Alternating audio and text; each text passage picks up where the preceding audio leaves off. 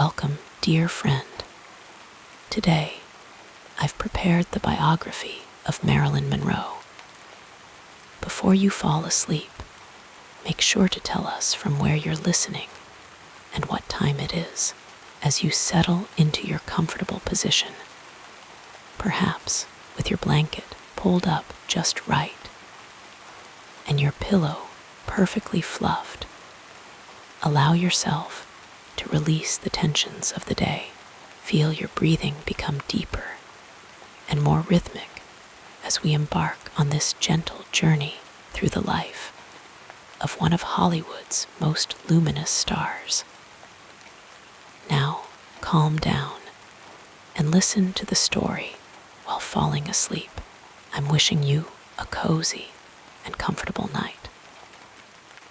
Let the soft whispers of Marilyn's remarkable journey carry you gently into your dreams, like stars slowly appearing in the evening sky. Your eyelids may feel heavier with each passing moment, and that's perfectly fine. There's no need to fight it. Just drift along with my voice as we explore the fascinating life of the woman born as Norma Jean Mortensen, who would captivate the world as Marilyn Monroe in the gentle glow of twilight. As the day's energies begin to settle, let us drift back to a different time, to the early days of a woman who would come to captivate the world. Imagine the soft California sunlight of the 1920s, filtering through curtains into a modest room where our story begins. Norma Jean Mortensen came into this world on June 1, 1926, in the Los Angeles County Hospital. The world outside was changing rapidly, with automobiles becoming more common on the streets, radio shows filling living rooms with entertainment, and women having recently gained the right to vote. It was the Roaring Twenties, a time of prosperity and cultural evolution.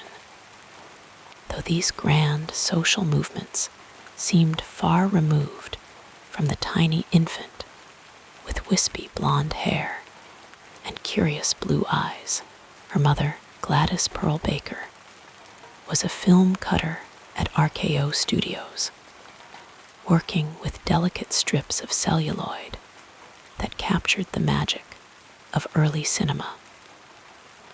Gladys had a gentle touch with the film, carefully piecing together moments that would tell stories on the silver screen.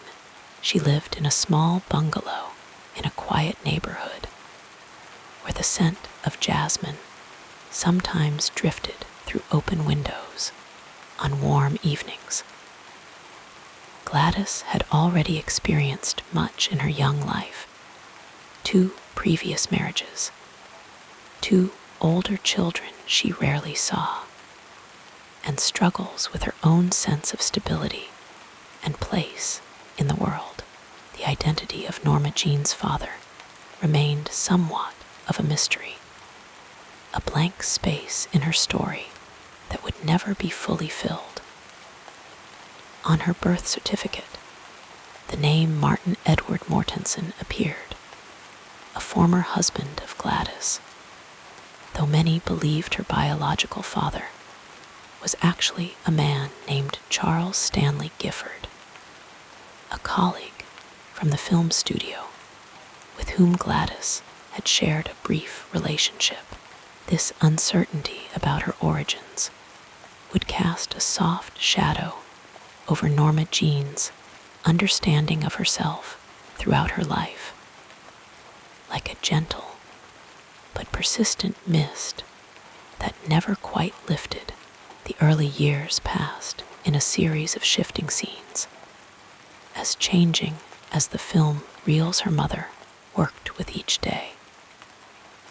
Gladys, struggling with financial pressures and increasingly fragile mental health, found it difficult to create a stable home for her young daughter. The sound of her mother's footsteps, the scent of her perfume, the feeling of her hand. These sensations would come and go in young Norma Jean's life, never quite becoming the constant presence a child longs for. For a time, Norma Jean lived with foster parents Albert and Ida Bolander in the small town of Hawthorne, California. Their home was modest but tidy, with simple furnishings and a small yard where chickens sometimes pecked at the dry earth. The Bolanders were religious people who provided structure and routine. Breakfast at the same time each morning, prayers before meals, clean clothes laid out carefully. Young Norma Jean would help collect eggs in a small basket, her tiny hands carefully cradling each one as if it contained something precious. Gladys would visit when she could, arriving like a colorful character from another world, bringing small gifts and stories about the movie stars whose images passed through her hands at work. These visits were bright spots in the quiet rhythm of life with the Bolanders, moments when Norma Jean felt connected to something beyond the simple routines of the foster home. Sometimes Gladys would take her daughter for ice cream, and they would sit together on a bench watching people pass by as the sweet treat melted slowly in the California sunshine. When Norma Jean was about 7 years old, Gladys felt stable enough to create a home for them together. They moved into a small white house with blue trim near Hollywood. Gladys purchased a piano, which stood in their modest living room like a symbol of permanence and aspiration. Young Norma Jean would sometimes press the keys gently, creating soft, random melodies as dust motes danced in the sunbeams streaming through the windows.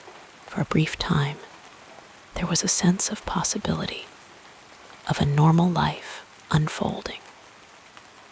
But this period of stability was as fleeting as a dream upon waking.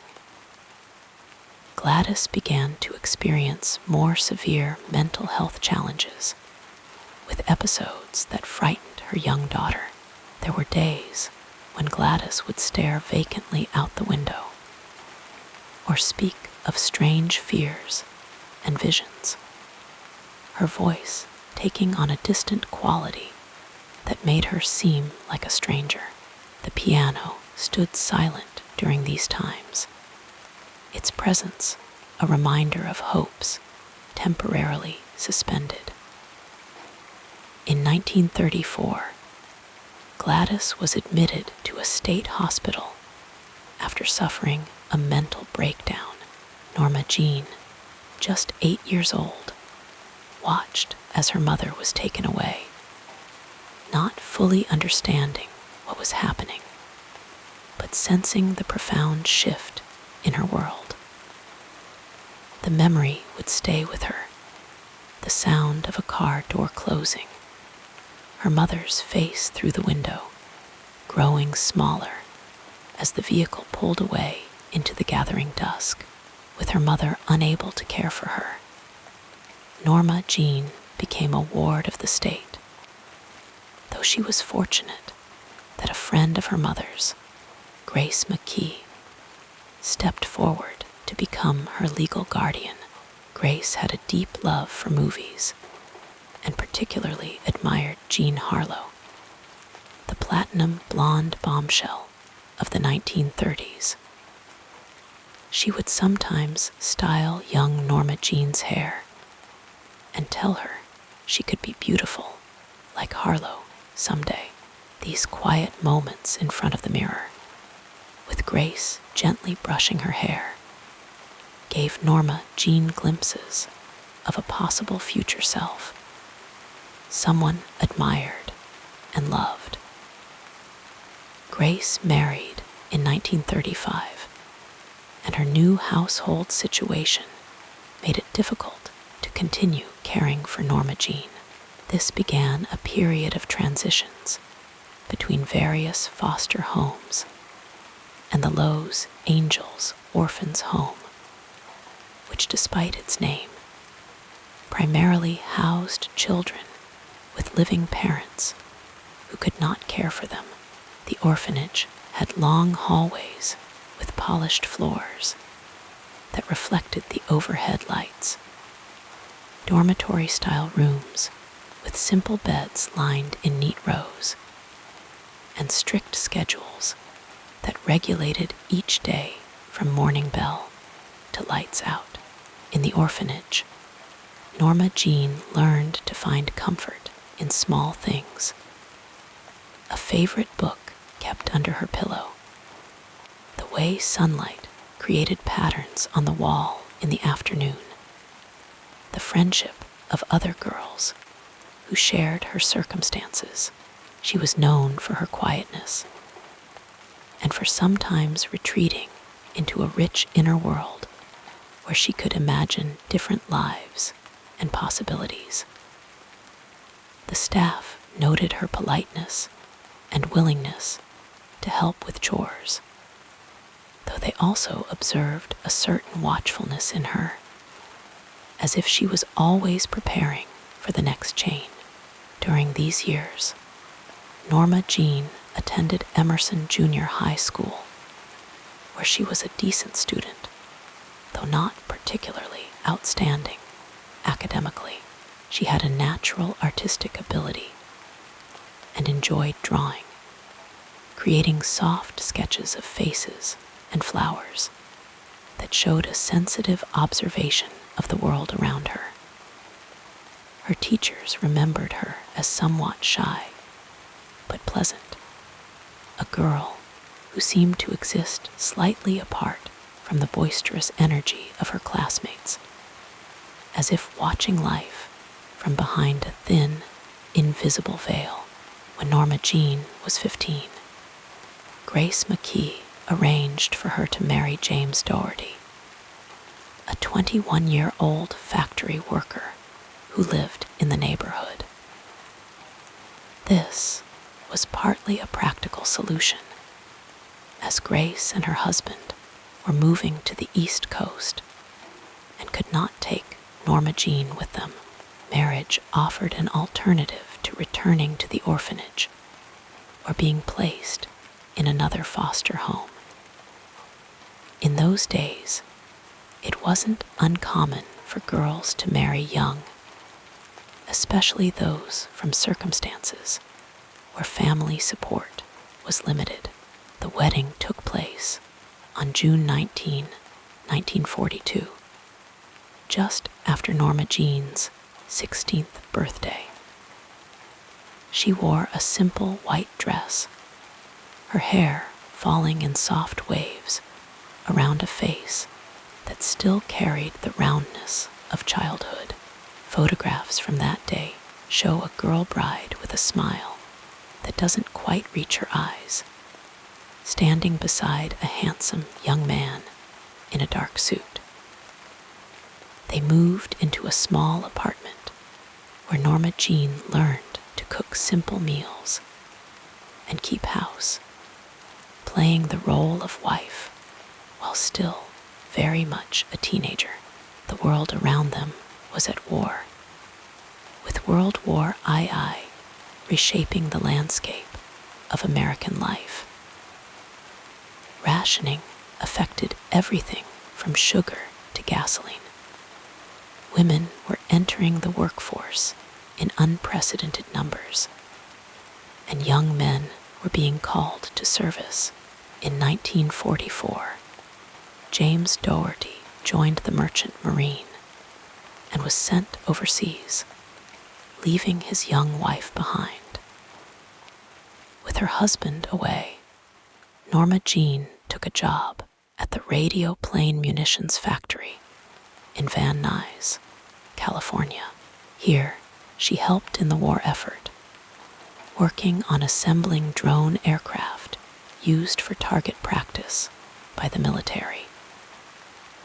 The factory was hot and noisy, filled with the sounds of machinery and the focused energy of workers contributing to a national cause.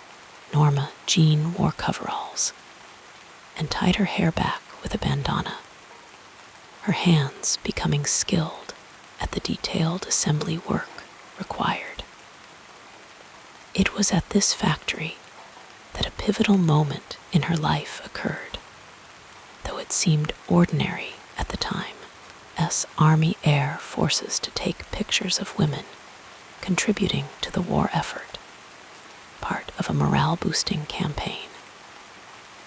When he saw Norma Jean, with her luminous skin and photogenic features, he asked to take her picture. The resulting photographs showed a natural beauty and an intangible quality that seemed to reach through the camera lens.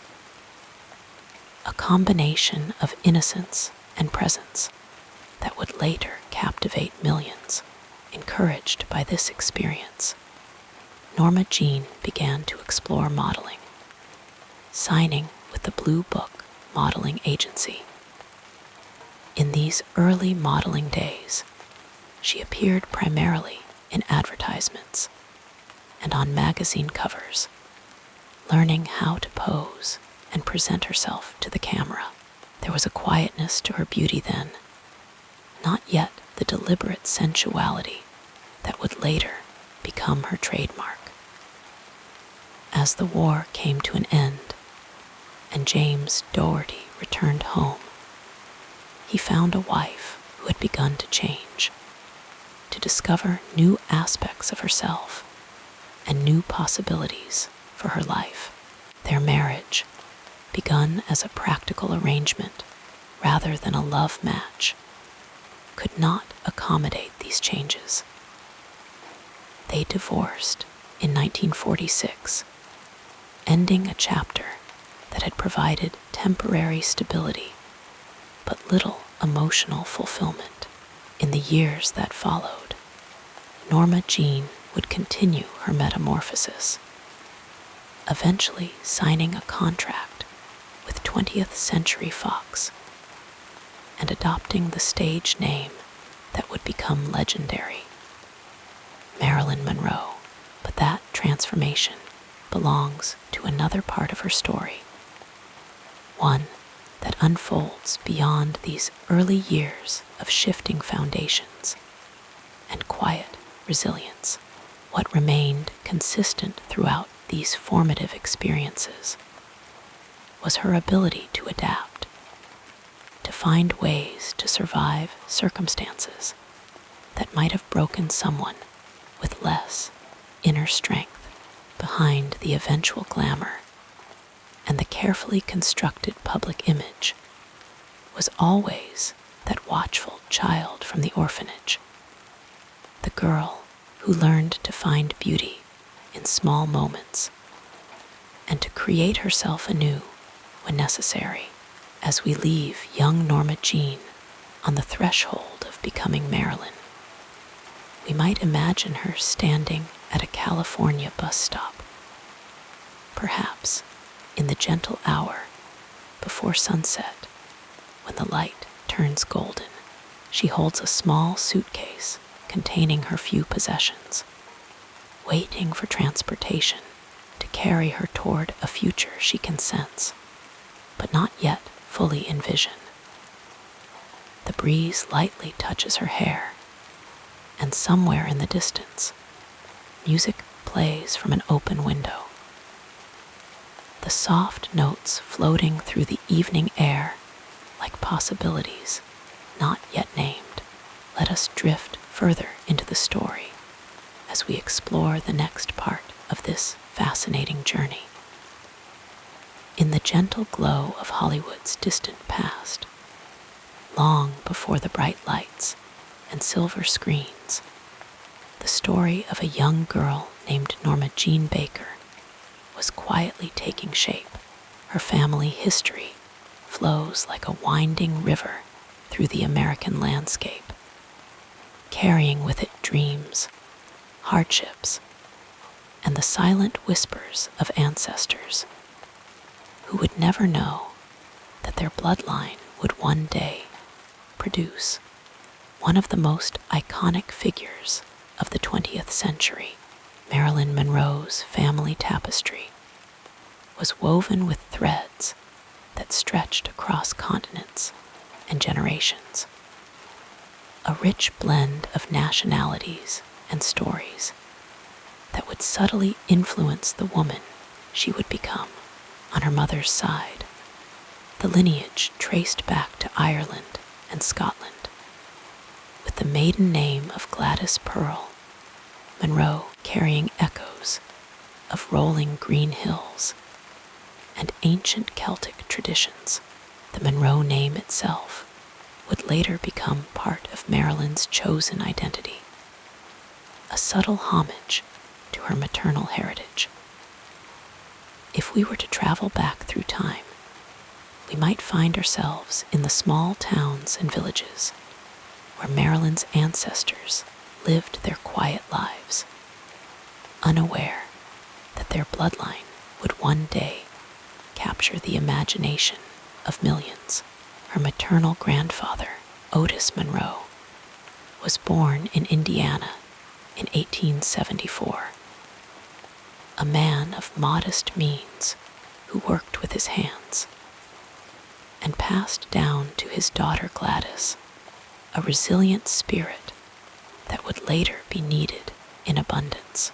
Gladys's mother, Della Monroe, née Hogan, brought into the family her Scottish-Irish roots, contributing to the cultural mosaic that would form the backdrop of Marilyn's heritage. The evening shadows grow longer as we consider the paternal side of Marilyn's family tree, which remained somewhat shrouded in mystery throughout her life. Her birth certificate listed a Martin Edward Mortensen as her father, though Gladys would later suggest that a man named Charles Stanley Gifford was Norma Jean's biological father.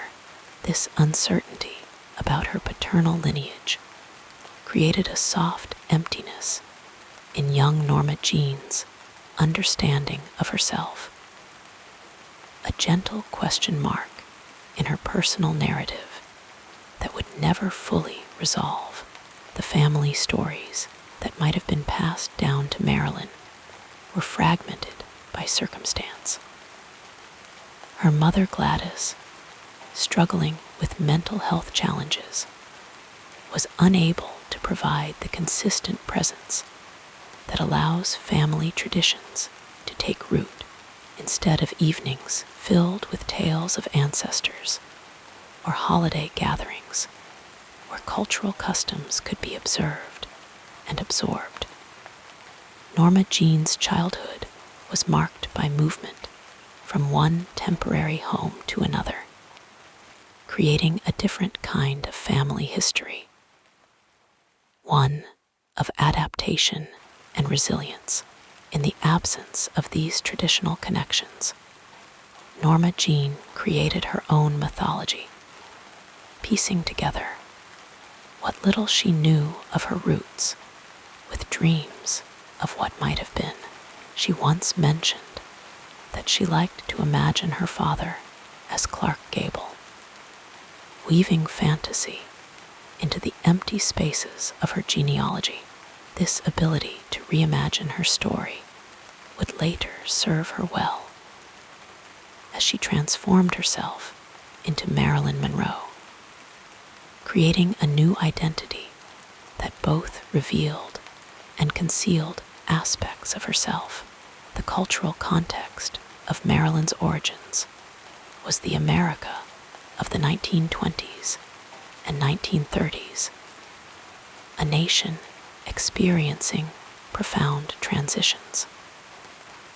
Born in 1926 in Los Angeles, her early years unfolded against the backdrop of the Great Depression, a time when many American families struggled to maintain stability. The economic hardships of this era touched Marilyn's family deeply, contributing to the circumstances that led to her placement in foster homes and an orphanage. Los Angeles itself was a city of dreams and contradictions, a place where the film industry was creating new forms of storytelling and mythology, even as many of its residents faced financial uncertainty. This duality, the coexistence of glamour and struggle, would become a defining feature of Marilyn's own narrative, echoing the broader cultural landscape that shaped her early years. Within this context, young Norma Jean developed a sensitivity to beauty and an appreciation for moments of connection. Without the foundation of strong family traditions, she became adept at creating meaningful rituals for herself, finding comfort in simple pleasures like reading or gazing at the stars. These self-created traditions became her heritage, a quiet inheritance she carried within herself. The absence of a stable family structure meant that Marilyn's sense of cultural identity was fluid, allowing her to absorb influences from the various households where she stayed. In one foster home, she might experience traditional American customs. In another, perhaps traces of European traditions brought over by immigrant families. This exposure to different ways of living enriched her understanding of human connection, even as it underscored her sense of being somewhat rootless. As twilight deepens into night, we might imagine young Norma Jean sitting by a window in one of her temporary homes, watching the lights come on in neighboring houses. Perhaps she observes families gathering for dinner, imagining the conversations and shared moments taking place within those walls. In these quiet observations, she was developing her remarkable capacity for empathy and her ability to connect with others across different backgrounds and experiences. The religious influences in Marilyn's early life added another layer to her cultural foundation. During her time with the Bolander family, who served as her foster parents for several years, she was exposed to evangelical Christianity, the rhythms of Sunday services, the language of faith, and the imagery of redemption became part of her internal landscape. Later in life, she would explore Judaism when she married playwright Arthur Miller, demonstrating her openness to different spiritual traditions and her search for meaning beyond the material world. Food, that universal carrier of cultural heritage, played its own subtle role in Marilyn's story. Without consistent family meals, where recipes and culinary traditions could be passed down, she developed an uncomplicated relationship with food. In her adult life, she would become known for simple tastes. Her enjoyment of hot dogs from Gray's Papaya in New York spoke to an appreciation for unpretentious pleasures rather than sophisticated cuisine. This preference reflected both her American roots and her personal journey from humble beginnings to extraordinary fame. The language and expressions that surrounded Marilyn in her formative years were those of mid-century America, with its post-war optimism and emerging consumer culture. The vernacular of California, with its relaxed cadences and forward-looking perspective, became her first linguistic home. Later, she would adopt the more refined speech patterns expected of a Hollywood star. But traces of her origins remained in her voice, authenticity shining through the carefully constructed persona, music flowing through the open windows of the various places she called home, would have included the popular songs of the 1930s and 1940s, the big band sounds, the romantic ballads, the emerging jazz influences. These melodies became part of the soundtrack of her development, perhaps offering comfort during lonely moments or inspiration during dreams of a different future. The clothing traditions that might have connected Marilyn to her heritage were similarly disrupted by her unstable childhood. Rather than inheriting special garments or learning to appreciate particular styles from family members, she discovered fashion through observation and intuition. This would later evolve into her iconic approach to personal style, an approach that combined innate understanding of her physical presence with a willingness to reimagine conventional standards of beauty and femininity. As the evening grows later and our thoughts become more gentle, we might consider how Marilyn's complex family history influenced her relationships throughout her life. Her marriages to James Doherty, Joe DiMaggio, and Arthur Miller each represented different attempts to create the sense of belonging and tradition that had been elusive in her childhood. With DiMaggio, she connected to his Italian-American heritage, experiencing the close-knit family dynamics that were so different from her own upbringing.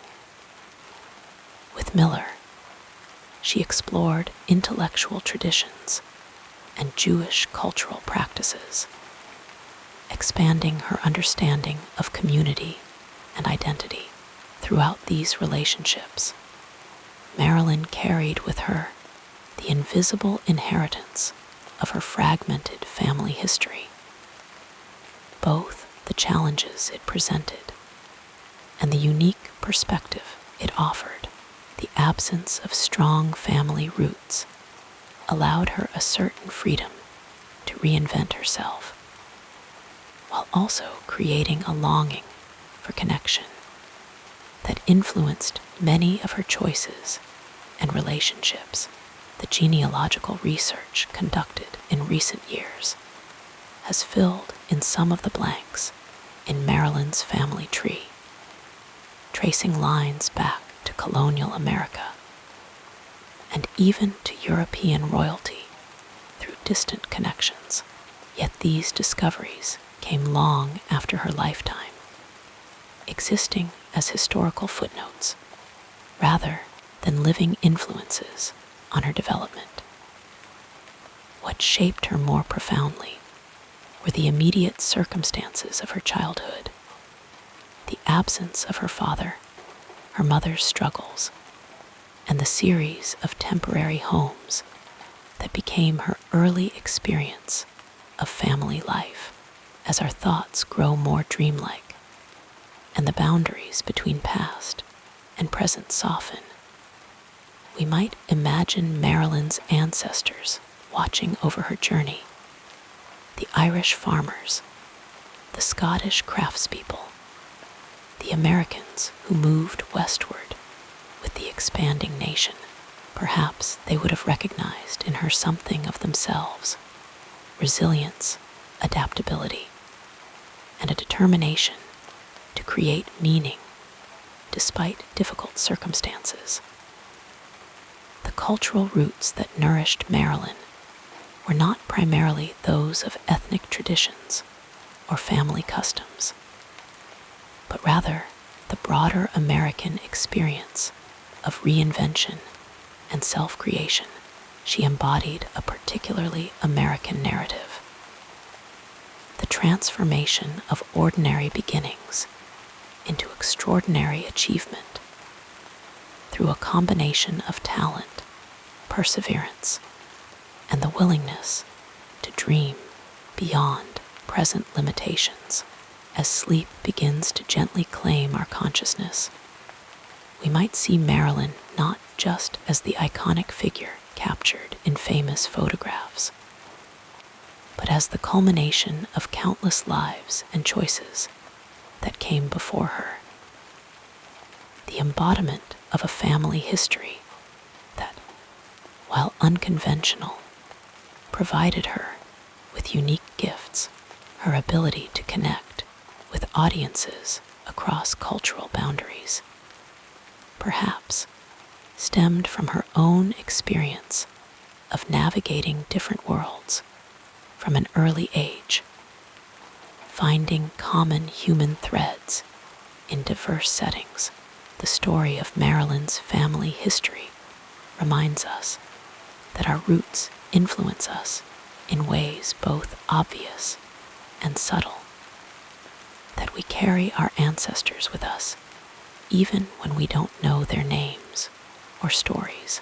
In the soft darkness of night, as our thoughts drift toward dreams, we might appreciate how the mystery of her origins became part of her allure.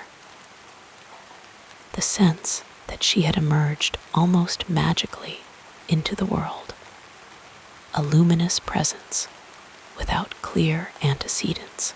And so Norma Jean, who became Marilyn Monroe, continues to fascinate us, not just for the transformation she underwent or the iconic status she achieved, but for the way her story speaks to something universal about family, identity, and the human capacity to create meaning from whatever materials life provides. As we drift toward sleep, her story reminds us that family history is not just about bloodlines and surnames, but about the invisible inheritance of resilience and hope that flows through generations, sometimes finding its most powerful expression in unexpected ways and unexpected lives.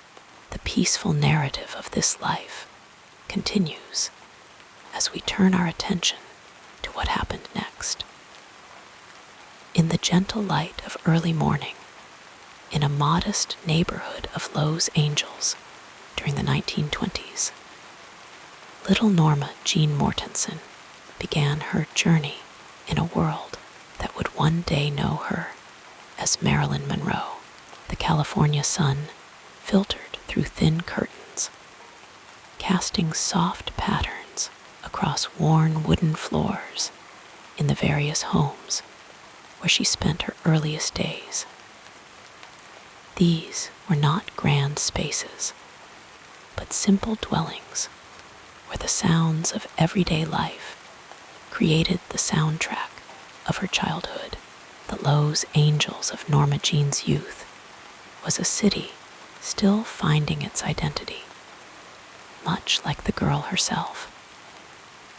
The neighborhoods where she lived were often working-class areas, with houses built close together along streets where children played and neighbors exchanged quiet greetings. The air carried the scent of jasmine and orange blossoms in spring, mingling with the more ordinary aromas of home cooking and laundry soap that drifted from open windows. Imagine the gentle rhythm of life in these neighborhoods, where mornings began with the distant sound of streetcars and the calls of vendors, the soft padding of footsteps on sidewalks, the occasional automobile rumbling past, creating a lullaby of urban life that formed the backdrop to Norma Jean's earliest memories. The California light was distinctive, golden and warm, casting everything in a honeyed glow that would later become synonymous with the cinema that would eventually claim her. The homes where young Norma Jean lived were modest, sometimes just apartments or small houses with simple furnishings. Picture walls painted in subdued colors, perhaps cream or pale blue, adorned with a few framed pictures. The furniture was functional rather than decorative. Tables where meals were shared, chairs where stories might be read, beds with cotton sheets that smelled of sunshine after being hung to dry. These spaces were not filled with luxury, but they contained the essential elements of daily life, creating a cocoon of familiarity in an otherwise uncertain world.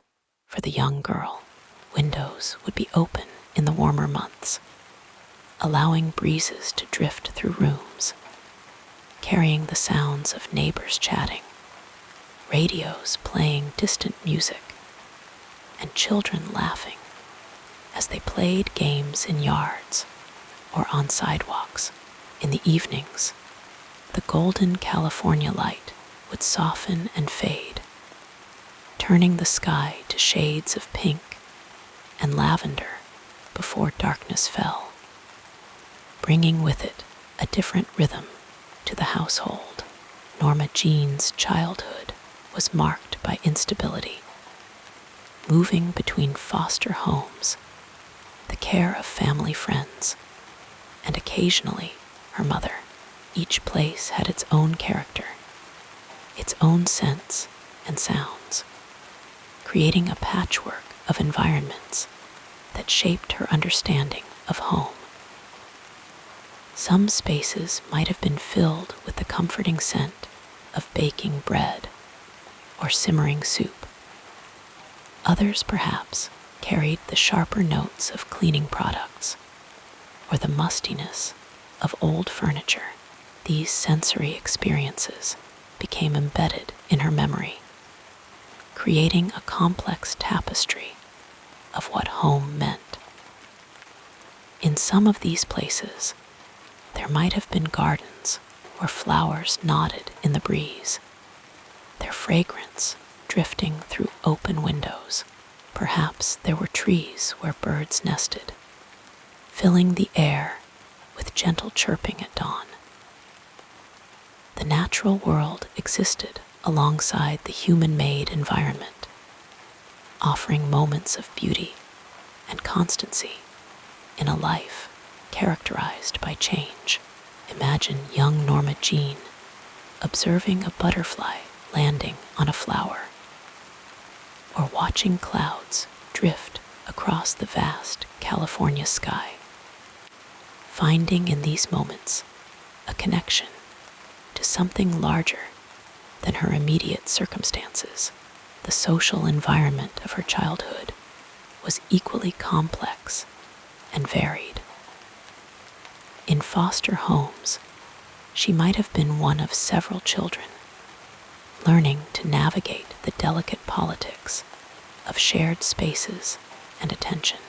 There would have been different rules in different households, different expectations and routines. In some places, meals might have been communal affairs, with conversation flowing freely. In others, perhaps silence was the rule, with communication limited to necessary exchanges. The adults in these environments varied too, from the warmth of those who embraced her presence to the cool detachment of others who viewed their role as purely functional. Some might have noticed her unusual beauty even as a child, while others might have been too preoccupied with their own concerns to pay much attention to the quiet girl with thoughtful eyes. These varied responses to her presence helped shape her understanding of herself in relation to others, teaching her early lessons about the power of appearance and the unpredictability of human connection. School provided another layer to her social environment, a place where she was one among many children, all navigating the complex world of peer relationships and academic expectations. Picture the schoolrooms of 1930s Los Angeles, with rows of wooden desks, perhaps scarred from years of use, the smell of chalk dust in the air, and the sound of children's voices reciting lessons or whispering secrets during quiet moments. Here, Norma Jean might have found temporary friendships, connections that provided comfort, but were often disrupted by her frequent moves. The neighborhoods themselves were characters in her story, each with its own personality and rhythm. Some might have been more affluent, with well-maintained homes and gardens, streets lined with trees that provided dappled shade in summer. Others were perhaps more modest, with smaller homes set close together, yards that were more functional than decorative, and a greater sense of community born of shared circumstances. In some areas, neighbors might have known each other well, creating an extended family of sorts, while in others, privacy and distance might have been the norm. Los Angeles itself was growing and changing during these years, expanding outward from its center, developing new industries, and attracting people from across the country looking for opportunity. In the California sunshine, the film industry was already established, creating a backdrop of glamour and possibility that existed alongside the more ordinary realities of daily life. This juxtaposition of fantasy and reality, so characteristic of Los Angeles, would later become a defining feature of Marilyn Monroe's public persona. The Great Depression cast its shadow over these years, affecting even sun-drenched California. Economic hardship touched many families, including those who cared for Norma Jean. Imagine the conversations that might have taken place around kitchen tables, adults discussing work and money in hushed tones, while children pretended not to listen. These early exposures to adult concerns and worries created an awareness in the young girl of the precariousness of security, an understanding that circumstances could change quickly and without warning. Despite these challenges, there were moments of simple joy in everyday pleasures. Picture a summer evening, the air cooling after a warm day, children playing games in the twilight, while adults sat on porches or steps, watching and talking quietly. Perhaps there was music from a radio drifting through an open window, or the distant sound of laughter from a neighbor's gathering. These moments created islands of contentment in a childhood otherwise marked by uncertainty. The physical spaces of Norma Jean's early years were not lavish or extraordinary, but they contained the elements that shape any child's understanding of the world. The texture of a worn carpet underfoot, the pattern of light through window blinds creating stripes across a wall, the sound of water running in pipes, or a clock ticking in a quiet room. These sensory experiences formed the backdrop to her developing consciousness, creating associations and memories that would stay with her long after she had left these places behind. As she grew, her awareness of her surroundings deepened, allowing her to notice details that might escape other children. The way light fell across a face, changing its appearance. How a simple gesture could convey complex emotions, the power of silence as well as words. This sensitivity to her environment, both physical and emotional, would later serve her well in her career, allowing her to convey subtle nuances of feeling through her performances. The contrast between her early surroundings and the environments she would later inhabit as Marilyn Monroe could hardly have been more stark. From modest homes with simple furnishings to luxurious settings designed to showcase wealth and status, her journey took her through vastly different physical spaces. Yet in interviews given at the height of her fame, she often spoke with nostalgia about simpler pleasures, walking barefoot on grass, watching the ocean, feeling the warmth of sunshine on her skin. These elemental connections to the natural world, established in childhood, remained important to her throughout her life. The social environments of her early years were characterized by impermanence, with relationships formed and then broken as circumstances changed. This pattern created in her both a desire for connection and a wariness about its reliability. She learned to adapt to new situations, to read the expectations of those around her, and respond accordingly.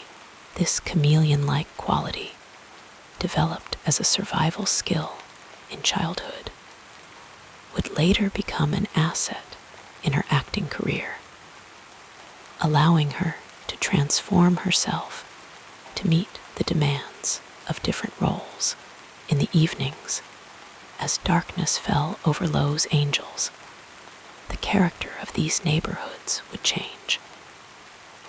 Lights appearing in windows created a patchwork of warm squares against the night, suggesting the presence of family life continuing behind closed doors.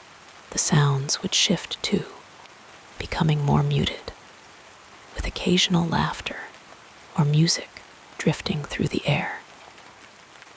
Perhaps on some nights, there might have been the distant sound of trains or the occasional automobile passing by, creating a gentle counterpoint to the quieter sounds of household routines winding down for the day. Bedtime would bring its own rituals in these various homes.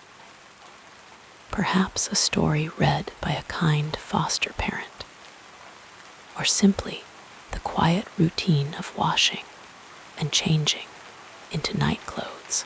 The bedroom spaces where young Norma Jean slept were likely simple, with perhaps a small window letting in moonlight or streetlight, casting gentle shadows across the room. The bed might have been covered with a handmade quilt or simple cotton spread, providing comfort and warmth as she drifted toward sleep. In these quiet moments before sleep came, in the gentle darkness of a Lowe's Angels night, the young girl who would become Marilyn Monroe might have lain awake, listening to the sounds of the house settling, feeling the weight of the day lifting as her body relaxed into rest. Perhaps she dreamed of different lives, different spaces, imagining herself in stories she had read or heard.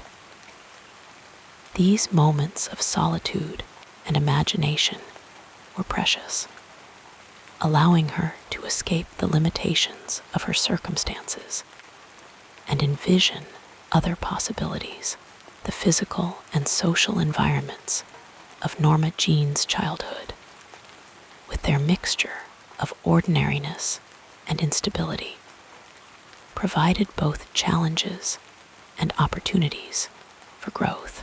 They taught her resilience and adaptability, qualities that would serve her well in navigating the complex world of Hollywood. They also gave her an appreciation for authenticity and simplicity that remained with her despite the glamour and artifice that later surrounded her. As we imagine these early spaces and relationships, we can see how they contributed to the formation of the woman who would captivate the world. The contrast between the modest surroundings of her childhood and the luxurious settings of her adult life created a tension that was perhaps never fully resolved. Yet in that tension lay much of her appeal. The sense that beneath the polished exterior of Marilyn Monroe, there remained something of the observant, sensitive child who had made her way through an uncertain world, finding beauty in simple moments and connection where it was offered. And so, as our thoughts grow softer and our breathing deepens, we might picture that young girl in a simple room in Lowe's Angels, drifting toward sleep under a patchwork quilt, unaware of the extraordinary journey that lay ahead of her. In that peaceful image, we find a reminder of the universal experience of childhood, with its mixture of vulnerability and possibility. And we too can drift gently toward our own dreams, carried on the quiet rhythms of memory and imagination. As you relax deeper, let us now softly explore the next chapter of this soothing biography, the formal education of Norma Jean Baker, who would later become known to the world as Marilyn Monroe, was modest and intermittent, much like the stability in her early life. As we settle into this gentle exploration of her intellectual journey, imagine the soft morning light filtering through classroom windows, the quiet rustle of paper, and the patient voice of a teacher who might have recognized something special in the shy girl with curls framing her face.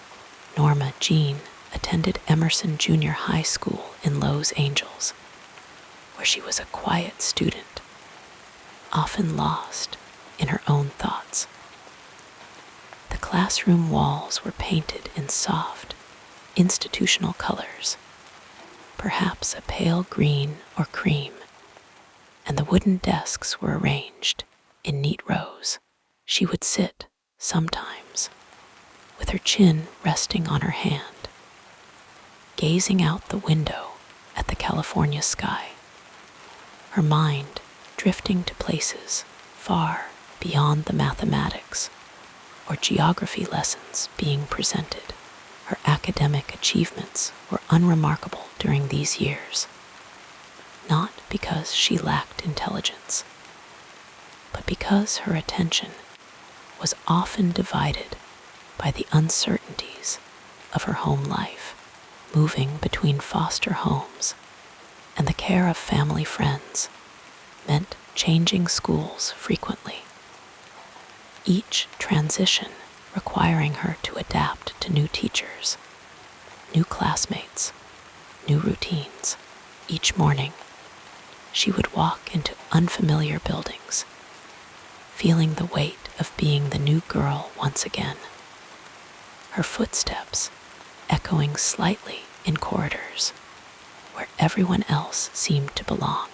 At Van Nuys High School, where she spent some of her teenage years, Norma Jean began to show glimpses of the person she might become.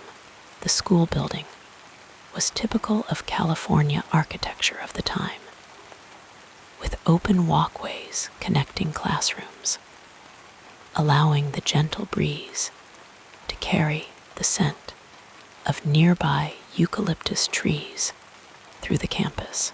Here, she was not a particularly dedicated student in traditional subjects, but she began to develop interests that would serve her later: a curiosity about people, an appreciation for literature, and a growing awareness of how she might present herself to the world. One teacher, whose name has been lost to history, noticed her sensitivity and encouraged her to read more widely. Imagine Norma Jean sitting in a quiet corner of the school library during lunch breaks, the dust motes dancing in the sunbeams as she turned the pages of a novel, perhaps something by Steinbeck or Hemingway, writers who captured the American experience with such honesty. The library was cool and calm, a sanctuary from the social complexities of the schoolyard. And in books, she found companions and mentors who asked nothing of her but her attention. Her formal education came to an end before she graduated from high school, not an uncommon path for young women of her era and circumstances. Marriage at 16 to James Doherty, a neighbor 5 years her senior, meant the end of her time in school classrooms, but it did not mark the end of her intellectual development. In fact, in many ways, it was just the beginning of her real education. During the years of her first marriage, while her husband served in the Merchant Marine during World War II, Norma Jean worked in a defense plant, joining the ranks of women supporting the war effort. The factory was a place of constant motion and noise, very different from the quiet classrooms she had known. The machinery hummed and clanked. Voices called out instructions over the din, and her hands became skilled at repetitive tasks that required precision and care. Here, she learned about discipline and contribution, about being part of something larger than herself, lessons that would resonate throughout her life. It was during these factory days that she was discovered by a photographer looking to capture images of women contributing to the war effort. The camera found something in her face and bearing that suggested both innocence and knowing, a combination that would become her signature. This moment marked the beginning of her modeling career and set her on a path toward the film industry, where her real intellectual awakening would occur. As she transitioned from Norma Jean to Marilyn, she became increasingly aware of the gaps in her formal education, and with the determination that characterized her approach to her career. She set about filling them.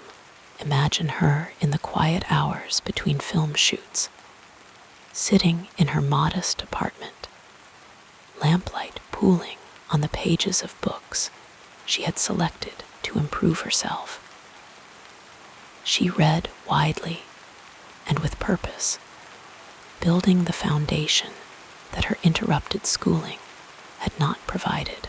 When she signed with 20th Century Fox and later Columbia Pictures, she began to meet people who expanded her intellectual horizons. The studio system, for all its constraints, brought her into contact with writers, directors, and actors who had been educated at prestigious universities or had developed their craft through years of thoughtful practice. She observed them, listened to their conversations, and absorbed their influences, like a desert plant collecting precious moisture from the air. One of the most significant influences on her intellectual development was her relationship with the Strasberg family. Lee Strasberg was the director of the Actors Studio in New York, a place where the craft of acting was approached with scholarly seriousness. His method emphasized emotional truth and drawing from personal experience, an approach that resonated deeply with Marilyn. In the Strasbergs' home, conversation flowed around art, literature, politics, and psychology. Imagine her sitting in their living room, perhaps on a comfortable sofa, with a cup of tea cradled in her hands, listening intently as ideas were exchanged, occasionally offering her own insights, growing more confident in her ability to participate in intellectual discourse. Paula Strasberg became her acting coach and confidant, spending long hours helping her prepare for roles. These sessions were not merely about memorizing lines or planning movements. They were explorations of character motivation, social context, and human psychology. Through this work, Marilyn developed a deeper understanding of storytelling and human behavior, insights that informed both her acting and her personal philosophy. During her marriage to playwright Arthur Miller, her intellectual life expanded further. Miller, with his thoughtful approach to art and politics, introduced her to new books, new ideas, and new circles of thinkers. Their home contained a substantial library, and she spent peaceful hours there, the only sound the soft turning of pages and the occasional sigh of contemplation. Miller later remarked on her intelligence and sensitivity, qualities that were often overlooked by those who saw only her beauty and public persona. Her interest in literature was genuine and sustained. She was particularly drawn to poetry and kept volumes by Walt Whitman, Heinrich Heine, and other poets near her bed. In the quiet moments before sleep, she would read their words, finding in their rhythms and images a kind of companionship and understanding. Poetry spoke to the part of her that felt things deeply, that sought to express complex emotions in ways that others could recognize and share. Photography was another area of intellectual interest for her. She collected art books and studied the work of great photographers, developing an educated eye for composition, lighting, and mood. This knowledge informed her collaborations with photographers like Eve Arnold, Milton Green, and others who captured iconic images of her. She was not merely a subject, but a participant in creating these photographs, bringing her understanding of visual storytelling to each session. Her intellectual curiosity extended to psychology as well. She underwent psychoanalysis and read works by Freud and his successors, seeking to understand the patterns of her own life and the broader human condition. Imagine her sitting in a peaceful therapist's office, sunlight filtering through Venetian blinds, creating alternating patterns of light and shadow as she spoke softly about her hopes and fears, gaining insights that helped her make sense of her experiences. Throughout her career, Marilyn worked to improve her craft with a dedication that belied the dumb blonde characters she often portrayed. She took acting classes continuously, studying with various teachers to expand her range and deepen her performances. In these classes, she would sit among other actors, perhaps in a simple black leotard, her face free of makeup, focusing intently on the exercises and discussions, asking questions that revealed her thoughtfulness and commitment. Her intellectual development was not separate from her emotional growth, but intertwined with it. As she gained knowledge and perspective, she also developed a greater understanding of herself and her place in the world. This integration of heart and mind gave her performances their particular quality of vulnerability combined with insight, a combination that continues to move audiences decades after her passing. The formation of her talent was a gradual process, nurtured by her experiences and her determined self-education. From the young girl who loved to go to the movies and lose herself in stories on the screen, to the woman who founded her own production company to have greater control over her artistic choices, she demonstrated a commitment to growth and learning that is often overlooked in accounts of her life. In the quiet of her personal spaces, away from the cameras and the crowds, Marilyn created environments conducive to thought and creativity. Her homes contained books, art, and music that nourished her mind and spirit.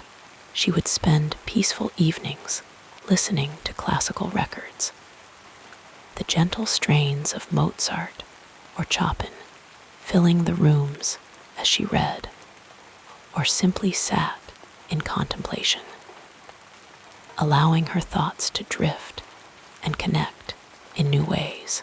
Her intellectual journey was not without challenges. The contrast between her public image and her private pursuits created a tension that was sometimes difficult to reconcile. There were those who could not see beyond her beauty to recognize her intelligence, and this blindness caused her pain. Yet, she persisted in her efforts to grow and learn, finding quiet satisfaction in the expansion of her understanding and the deepening of her art. As we reflect on Marilyn Monroe's educational and intellectual development, we can appreciate the quiet determination that characterized her approach to learning. Without the advantages of extended formal education or early cultural exposure, she nevertheless built a life of the mind that informed her work and enriched her days. Her journey reminds us that intelligence takes many forms and follows many paths, that curiosity and openness can lead to wisdom, even when traditional educational opportunities are limited. And so, as our thoughts grow gentler and our breathing becomes more rhythmic, we might imagine her in a moment of peaceful study, perhaps by a window overlooking a garden, a book open on her lap, her face softened in concentration, finding in words and ideas a kind of freedom and fulfillment that the public could not give her. In this quiet image, we see not the icon, but the woman, engaged in the universal human pursuit of understanding.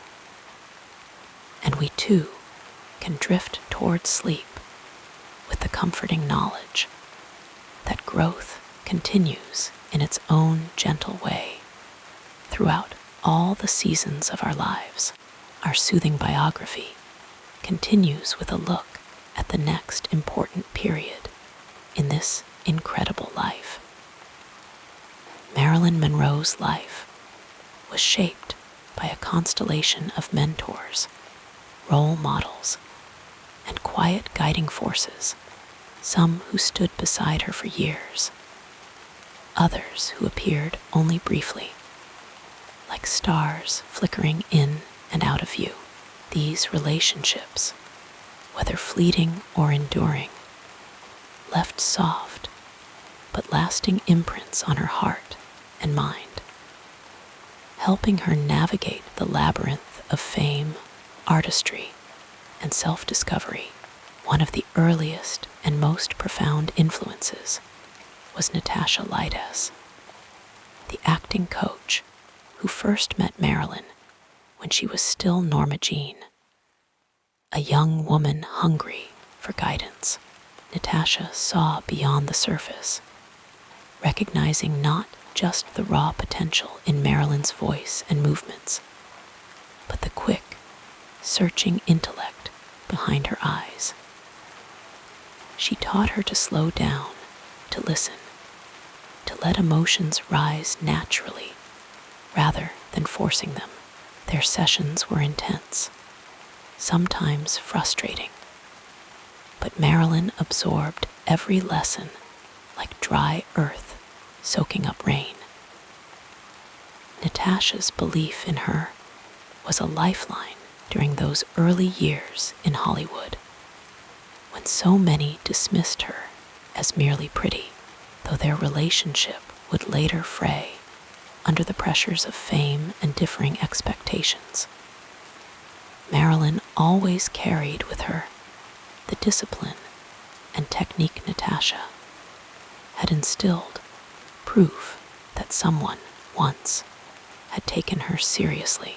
Then there was Lee Strasberg, the legendary acting teacher who welcomed Marilyn into the actor's studio, a place where she could shed the persona of Marilyn Monroe and simply be an artist among artists.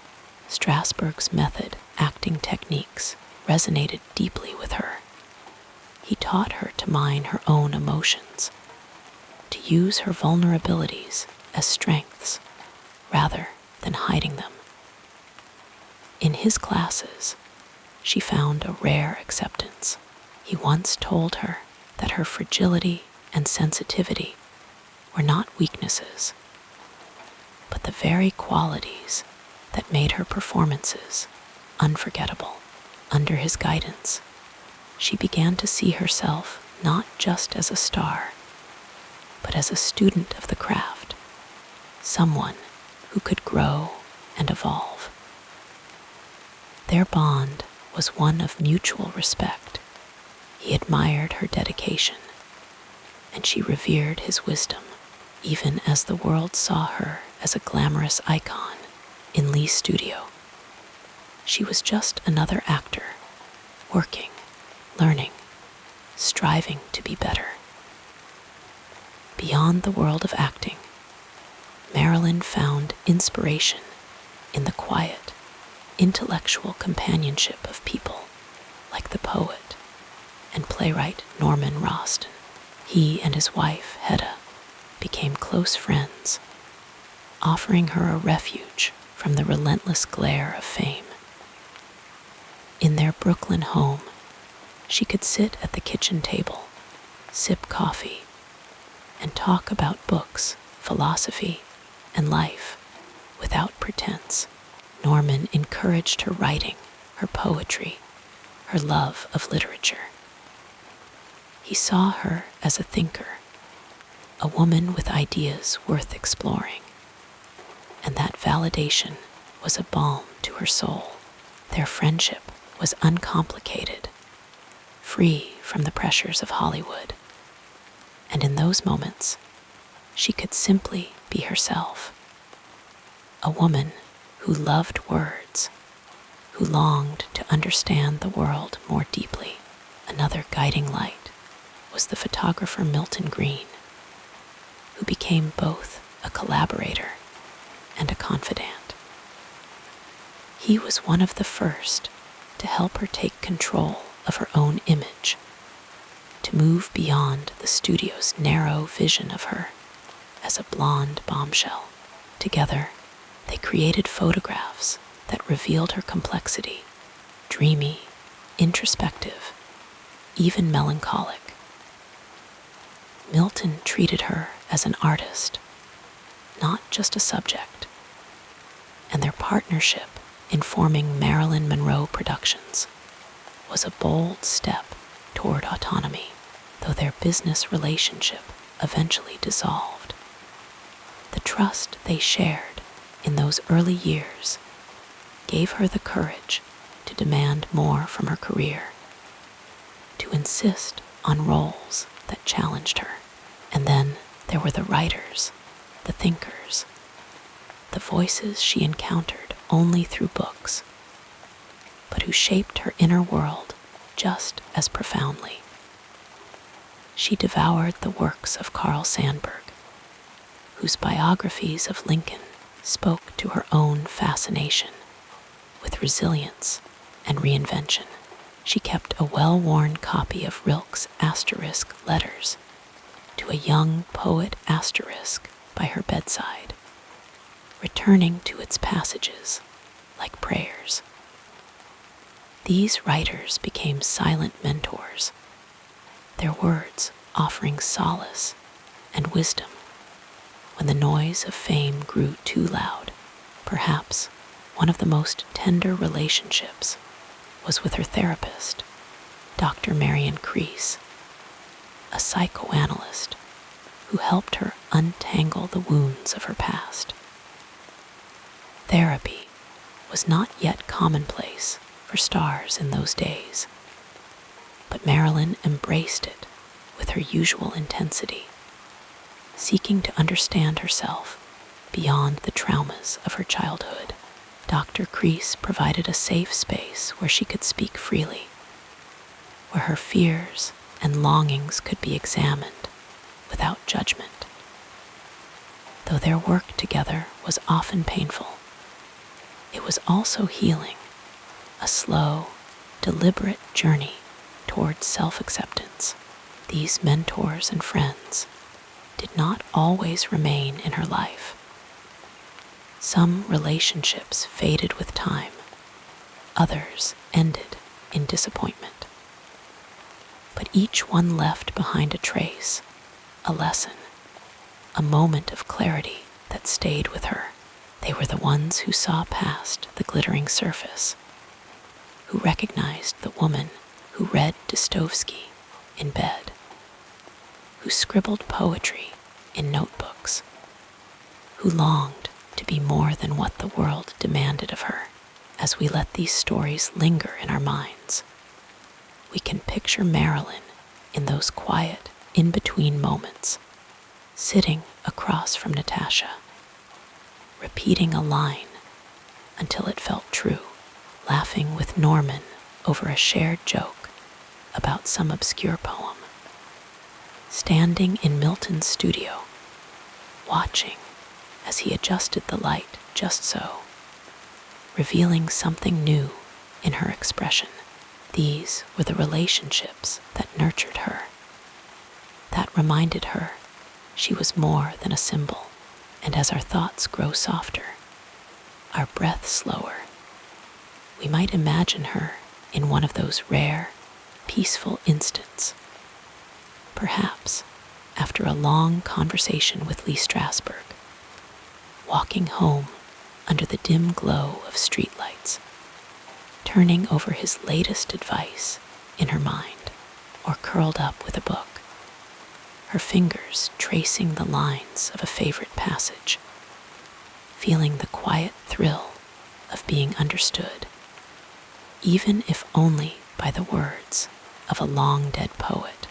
In these gentle reflections, we see not the legend, but the woman, a student, a seeker, someone who was always reaching, always learning. And with that image cradled in our minds, we too can surrender to sleep, soothed by the knowledge that even the brightest stars are guided in their own way by the light of others. Let your mind float with these gentle recollections as we move forward in our story. Before the bright lights of Hollywood and the weight of fame, there was a young woman named Norma Jean, stepping hesitantly into a world that would one day know her as Marilyn Monroe. Her beginnings were humble, almost fragile, like the first whispers of dawn before the sun rises. She was just a girl with dreams, working in a munitions factory during the war, her hands dipping brushes into vats of airplane glue, her mind drifting towards something more. The factory floor was loud and mechanical, but in the quiet moments between shifts, she would linger near the posters of movie stars pinned to the walls, their faces glowing under studio lights, their smiles untouchable. She wondered softly if she might ever be among them.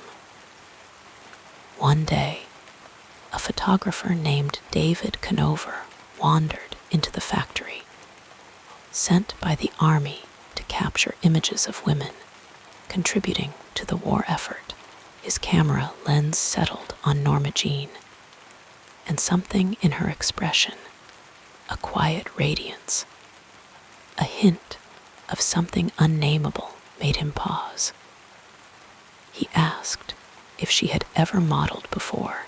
She hadn't, of course, but in that moment, a door creaked open, just slightly. He arranged for her to meet with other photographers, and soon she found herself posing for pin-up shots, her face tilted toward the light, her body learning the language of the camera. It was strange and new, like learning to walk all over again. But there was a thrill in it, a quiet kind of magic. Her first modeling gigs were small magazine ads, catalog spreads, the kind of work that paid in pocket change and fleeting attention. But she was diligent, studying the way other models moved, the way they held a gaze just a second longer than necessary. She practiced in front of mirrors, smoothing her hair, adjusting her posture, trying to mimic the effortless grace of the women in the glossy pages. It wasn't easy. There were rejections, moments when she was told she wasn't quite right, her nose too upturned, her walk too hesitant. But she persisted, her determination a quiet hum beneath the surface. Then came the screen test. A friend had suggested she try acting. And though the idea seemed impossible, she found herself standing in front of a camera at 20th Century Fox, her heart fluttering like a moth against glass. The lights were blinding, the silence heavy. She took a breath and recited her lines, her voice softer than she intended, her hands trembling slightly. The studio executives exchanged glances. She wasn't what they expected, not yet. But there was something there, something they couldn't quite dismiss. They offered her a contract, a modest one, but it was a beginning. Her first roles were tiny, almost invisible. She appeared as a telephone operator in one film, a chorus girl in another, her name buried deep in the credits, if it appeared at all. She was just another pretty face in the background, but she watched the lead actors closely, studying their techniques, the way they delivered lines, as if they were thinking them for the first time. She took acting classes whenever she could, her notebook filling with scribbled observations, her mind hungry for knowledge. The studio didn't quite know what to do with her at first. They changed her name to Marilyn Monroe, dyed her hair a brighter blonde, softened her features with makeup. They sent her on publicity tour, her smile polished and perfect, her laughter practiced, but behind the scenes, she was still learning, still searching for the woman she wanted to become. She read books, poetry, philosophy, anything she could get her hands on, as if the answers might be hidden in the pages. She sought out mentors, like Natasha Lydes, a drama coach who saw something deeper in her, something beyond the Hollywood veneer. Her big break came slowly, like a tide creeping in. She landed a supporting role in the Asphalt Jungle Asterisk, her performance subtle but striking. Critics noticed.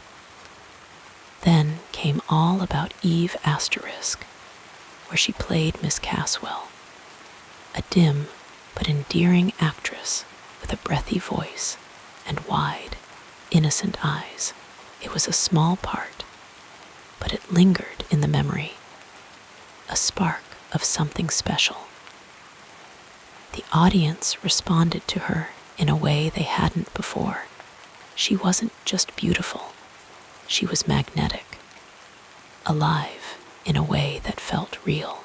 Still, the road was uneven. There were setbacks, films that flopped, roles that fell through, moments when she wondered if she would ever be taken seriously. The studio typecast her as the dumb blonde, a caricature she grew to resent. She wanted more. She wanted to be asterisk, seen asterisk. So she fought back in the only way she knew how, by working harder, studying longer, pushing herself beyond what anyone expected. She signed with a new agency, negotiated better contracts, took control of her image in ways most starlets never dared. And then, in 1953, everything shifted. Gentlemen Prefer Blondes asterisk arrived, and with it, Marilyn Monroe, the icon. Her performance as Lorelei Lee was a revelation, funny, sharp, layered with a wit that no one had anticipated. She wasn't just playing the role, she was reinventing it. The world sat up and took notice. Suddenly, she wasn't just another actress, she was a phenomenon. But even then, in the whirlwind of fame, she remained that same seeker, that same student. She still carried books in her purse, still sought out coaches and mentors, still practiced her lines late into the night, whispering them to herself like prayers. The challenges didn't disappear. If anything, they grew heavier. The pressure of stardom, the scrutiny, the endless demands it weighed on her. But through it all, she kept reaching, kept learning, her journey unfolding one quiet step at a time. And as we drift toward sleep, we can almost see her there, back in those early days, standing on the edge of something vast and unknown, her future glimmering like distant stars. She didn't know what lay ahead, but she took the first step anyway, her heart full of hope, her eyes fixed on the light. And in that image, there is a kind of peace, a reminder that even the greatest journeys begin with a single, quiet breath, drifting like clouds across the evening sky. We now move to the next part of this calming life story. Marilyn Monroe's rise to stardom was never just about beauty, though the world often tried to reduce her to that. It was about presence, about the way she could command a scene with a glance, a breath, a flicker of vulnerability hidden beneath the glamour. After gentlemen prefer blonde's asterisk, she became something more than an actress. She became a force, a symbol of both desire and depth. And yet, behind the luminous smile, there was always the quiet hum of effort, the endless hours of preparation that made her performances feel so effortless. Take the 7-year itch asterisk, for instance, released in 1955. The image of her standing over the subway grate, her white dress billowing around her, is one of the most iconic moments in film history. But what few saw were the countless takes, the way she worked with director Billy Wilder to perfect the timing, the tilt of her head, the playful innocence in her laugh. She didn't just show up and perform. She crafted every movement, every line, until it felt alive. Wilder once said she was the most underrated actress he ever worked with, because people assumed her talent was just natural charm.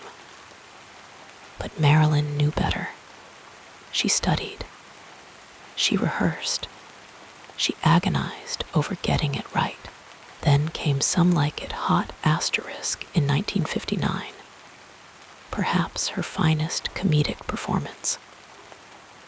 As Sugar Cane, she was radiant, hilarious, heartbreaking, sometimes all in the same scene. The way she delivered lines like, "I always get the fuzzy end of the lollipop," with such perfect, wistful timing, was no accident. She worked with an acting coach, Paula Strasberg, drilling each moment until it felt spontaneous. Tony Curtis and Jack Lemmon later admitted they were in awe of her dedication, how she could make the most exaggerated comedy feel real. Even in the chaos of filming, with its long hours and demanding director, Marilyn brought a quiet intensity to her work. She wasn't just playing a character. She was living inside it, breathing life into every word. But it was Bus Stop in 1956 that truly revealed her range as Cherie, a struggling nightclub singer with dreams of something greater. She tapped into a rawness that surprised critics and audiences alike.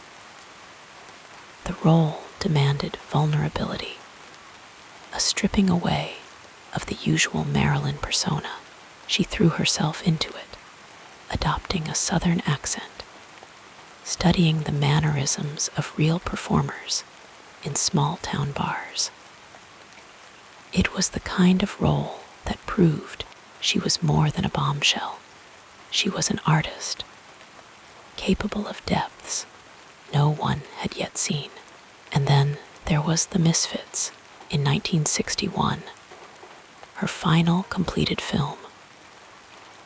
Written by her then-husband, Arthur Miller, it was a project steeped in personal significance, playing Rosalind, a fragile divorcee caught between broken men in a fading West. Marilyn brought a haunting tenderness to the role. The filming was grueling, the Nevada heat, her own personal struggles, the weight of a marriage unraveling. But she channeled all of it into her performance. There's a scene where she cradles a wild Mustang, whispering to it with such aching sincerity that the line between actress and character blurs. It's as if she's pleading not just for the horse, but for herself, for every wounded thing trying to survive in a world that doesn't understand. Beyond the screen, Marilyn's influence stretched into realms few could have predicted. She was one of the first stars to form her own production company, Marilyn Monroe Productions, at a time when studios held all the power. It was a bold move, a statement that she wouldn't be confined by the roles Hollywood handed her. She fought for better parts, for creative control, paving the way for actors who came after her. Even her famous asterisk Happy Birthday, Mr. President performance in 1962 was a masterclass in presence. The slow, breathy delivery, the way she held the room in thrall with just a few words. It wasn't just a song, it was a moment, a merging of celebrity and myth that only she could create. Yet, for all the dazzle, Marilyn's greatest legacy might be the way she made people feel. She had an uncanny ability to connect, to let audiences see the loneliness, the longing beneath the glitter. That's why her image endures, not just as a symbol of glamour, but as a reminder of the human behind the icon. She once said, "I don't mind living in a man's world as long as I can be a woman in it." A quiet declaration of resilience that still resonates. As we think of her now, in the soft glow of memory, it's easy to picture her in those quiet moments between takes, reading a book in her dressing room, rehearsing a line under her breath, gazing out a window with that faraway look. She was always searching, always reaching for something just beyond the spotlight. And in that search, she left behind a body of work that still shines, still moves us, like light flickering through old film. So let the images drift gently now, the laugh, the whisper, the way she tilted her head just so. Let them carry you into sleep, where dreams are as luminous and fleeting as she was.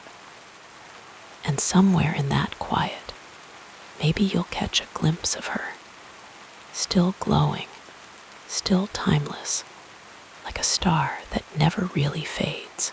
As your breathing becomes more regular, let us continue with the next chapter of our biography.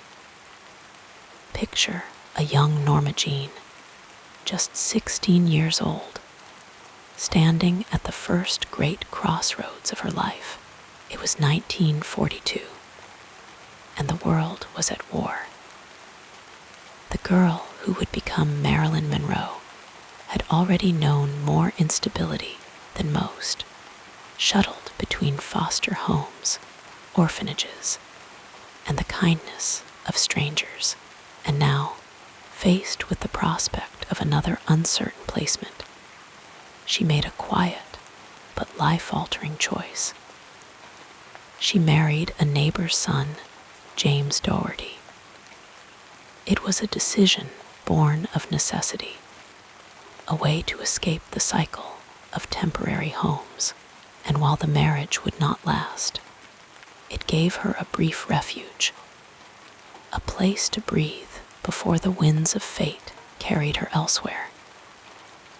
Imagine, for a moment, if she had waited, if she had endured the foster system just a little longer.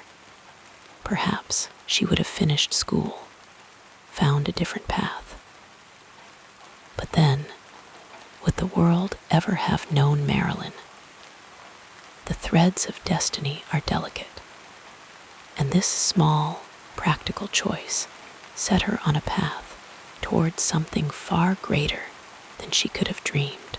Just a few years later, another turning point arrived, as softly as a whisper.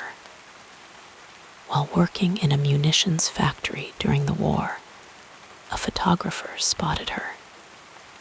He asked to take her picture, and she agreed, a simple moment, barely worth noting at the time.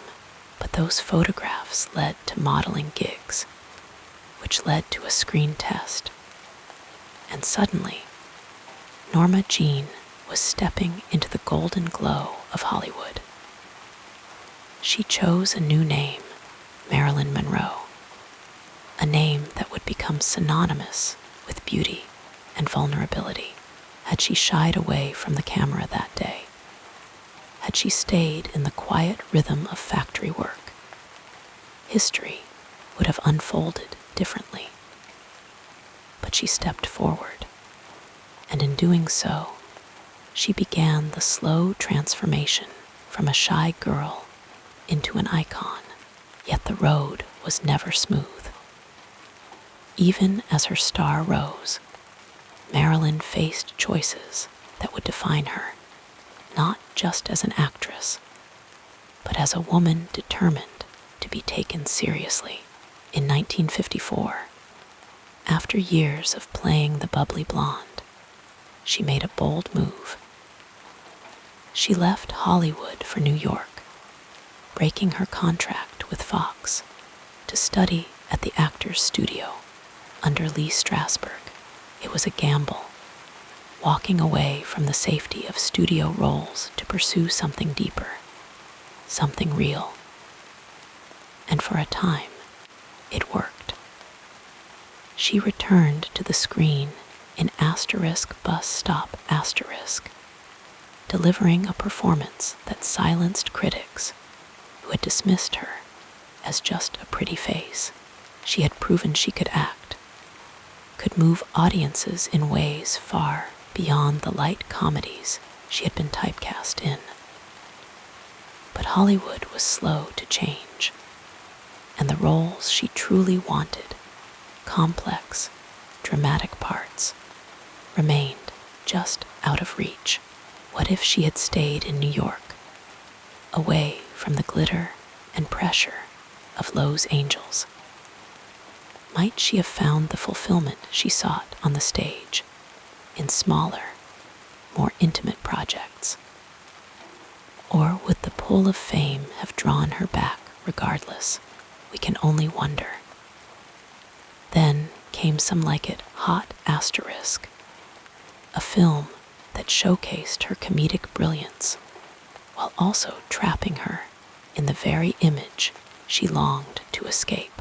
She sparkled in it, of course, her timing, her presence, her ability to make even the silliest lines feel alive were unmatched. But behind the laughter, she was exhausted, battling personal demons and the relentless expectations of stardom. One of the most poignant turning points came near the end. In 1961, when she was fired from Something's Got to Give asterisk, her absences, her struggles, had become too much for the studio to bear. It was a devastating blow, one that left her adrift. And yet, even then, there were glimmers of hope. Fragments of footage from the film show her radiant, playful, still capable of that magic audiences adored. Had she been given the chance to finish it, had the world been a little kinder, might it have been a new beginning instead of an ending? Her final months were marked by a quiet determination to reclaim her career, to prove, perhaps to herself, most of all, that she was more than the roles she had played. She began planning her own production company, dreaming of projects that would let her explore the depths of her talent. But time ran out before those dreams could take flight, and so we are left with the Marilyn that was, not the Marilyn that might have been. A woman who, at every turn, sought something just beyond her grasp: love, respect, artistic fulfillment. A woman who made choices, some brave, some desperate, all of them human. As you drift toward sleep, think of her not as a tragedy, but as a constellation of moments, each one leading her forward, each one leaving its mark. The girl who married too young, the star who dared to demand more, the woman who never stopped reaching her story is woven with these turning points, these quiet decisions that ripple across time.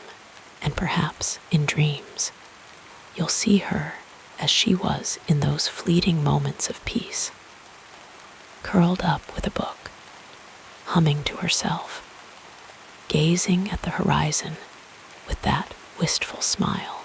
For all the choices made and unmade, she remains, suspended in memory, forever luminous, forever Marilyn. The calming story continues as we gently examine what happened next in this remarkable journey. Marilyn Monroe's life was a tapestry woven with threads of connection, some delicate, some strong, all shaping the woman behind the legend. Her relationships were like the ebb and flow of the tide, sometimes bringing comfort, other times leaving her stranded on unfamiliar shores, yet each one left an imprint, a whisper of influence that lingered in her heart and her art.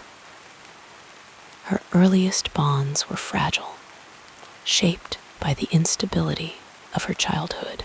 She never knew her father, and her mother's mental health struggles meant young Norma Jean was passed between foster homes and orphanages, always searching for a sense of belonging.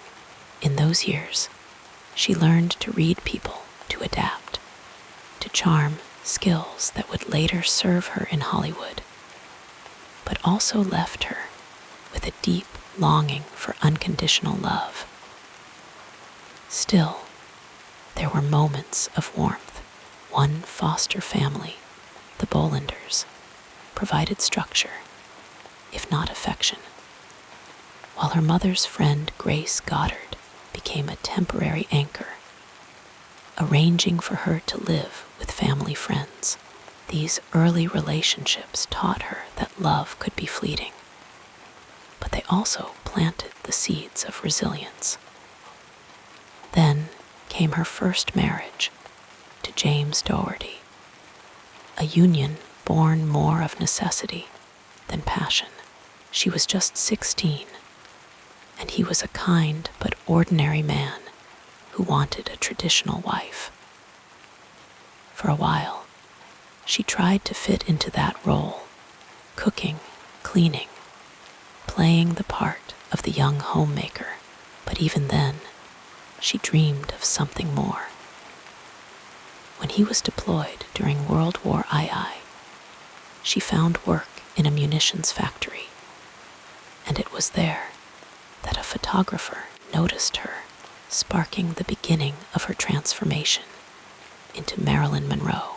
By the time Doherty returned, the girl he married was already slipping away, replaced by a woman with ambitions he couldn't understand. Their divorce was quiet, almost inevitable, but it marked her first step toward independence. Hollywood introduced her to a new world of connections, some transactional, others surprisingly deep. The studio system saw her as a commodity, but she found mentors who recognized her potential. Natasha Lytas, her acting coach, became both a guide and a complicated figure in her life. Lytas pushed her, believed in her talent when few others did. But their relationship was also marked by control and dependency.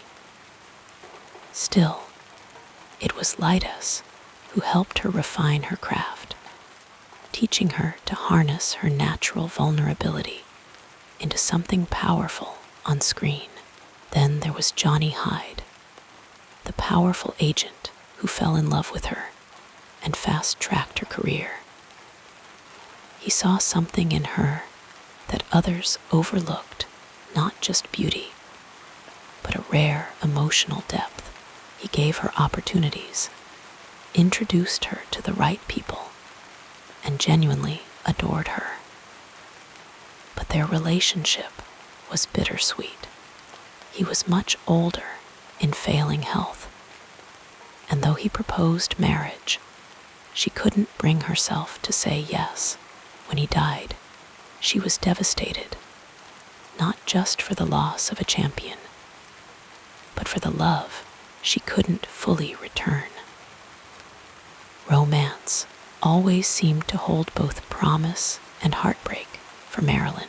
Joe DiMaggio, the legendary baseball player, was perhaps the most traditional of her loves.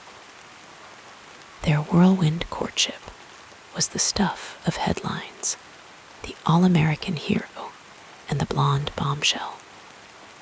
He adored her, but his love came with conditions. He wanted her to be his wife, not a star, and the tension between her career and his expectations grew unbearable. Their marriage lasted less than a year, but even after their divorce, he never truly left her life. When she was at her lowest, hospitalized after a breakdown, it was DiMaggio who ensured she received care, who kept the press at bay. In his own way, he loved her until the end, arranging her funeral with a dignity that shielded her one last time. Arthur Miller was different, a man of words, not sports or spectacle. Their relationship began with letters, long, thoughtful exchanges that made her feel seen in a way few others had. He admired her mind, encouraged her to read, to write, to explore her intellect beyond the screen. For a while, it seemed like she had found what she always wanted, a partner who valued her for more than her image. But the pressures of fame, his own insecurities, and her struggles with mental health slowly unraveled their marriage. The filming of The Misfits*, a script he wrote for her, became a painful metaphor for their relationship, beautiful, but haunted by unspoken sorrows. Yet even after their divorce, she carried his influence with her, his belief in her depth, a quiet reminder that she was more than the world perceived. Then there were the friendships, the ones that offered solace amid the chaos. Ella Fitzgerald, whom Marilyn adored, found in her an unexpected ally. When nightclubs refused to book the jazz legend, Marilyn promised to sit front row every night if they did, ensuring crowds and headlines. Their bond was one of mutual respect, a rare connection untouched by Hollywood's games. Amy Green, the wife of photographer Milton Green, became like a sister to her, offering a safe haven during her most turbulent years. And then there was Paula Strasberg, her acting coach later in life, who provided both professional guidance and maternal comfort. Even as their relationship became entangled in Marilyn's dependence on validation, her professional collaborations were just as defining. Directors like John Huston and Billy Wilder pushed her to dig deeper, even when they grew frustrated with her insecurities. Laurence Olivier, her co-star in The Prince and the Showgirl Asterisk, initially dismissed her, only to later admit her brilliance when the cameras rolled. And then there was Clark Gable, the king of Hollywood, who treated her with kindness during The Misfits Asterisk, a film that would be his last. She blamed herself for his death, believing the stress of production had contributed to his heart attack, a guilt that weighed heavily on her already fragile spirit. Through it all, Marilyn remained a woman in search of connection, sometimes finding it, sometimes losing it, always feeling its absence. She loved deeply, often imperfectly, and was loved in return, though rarely in the way she needed.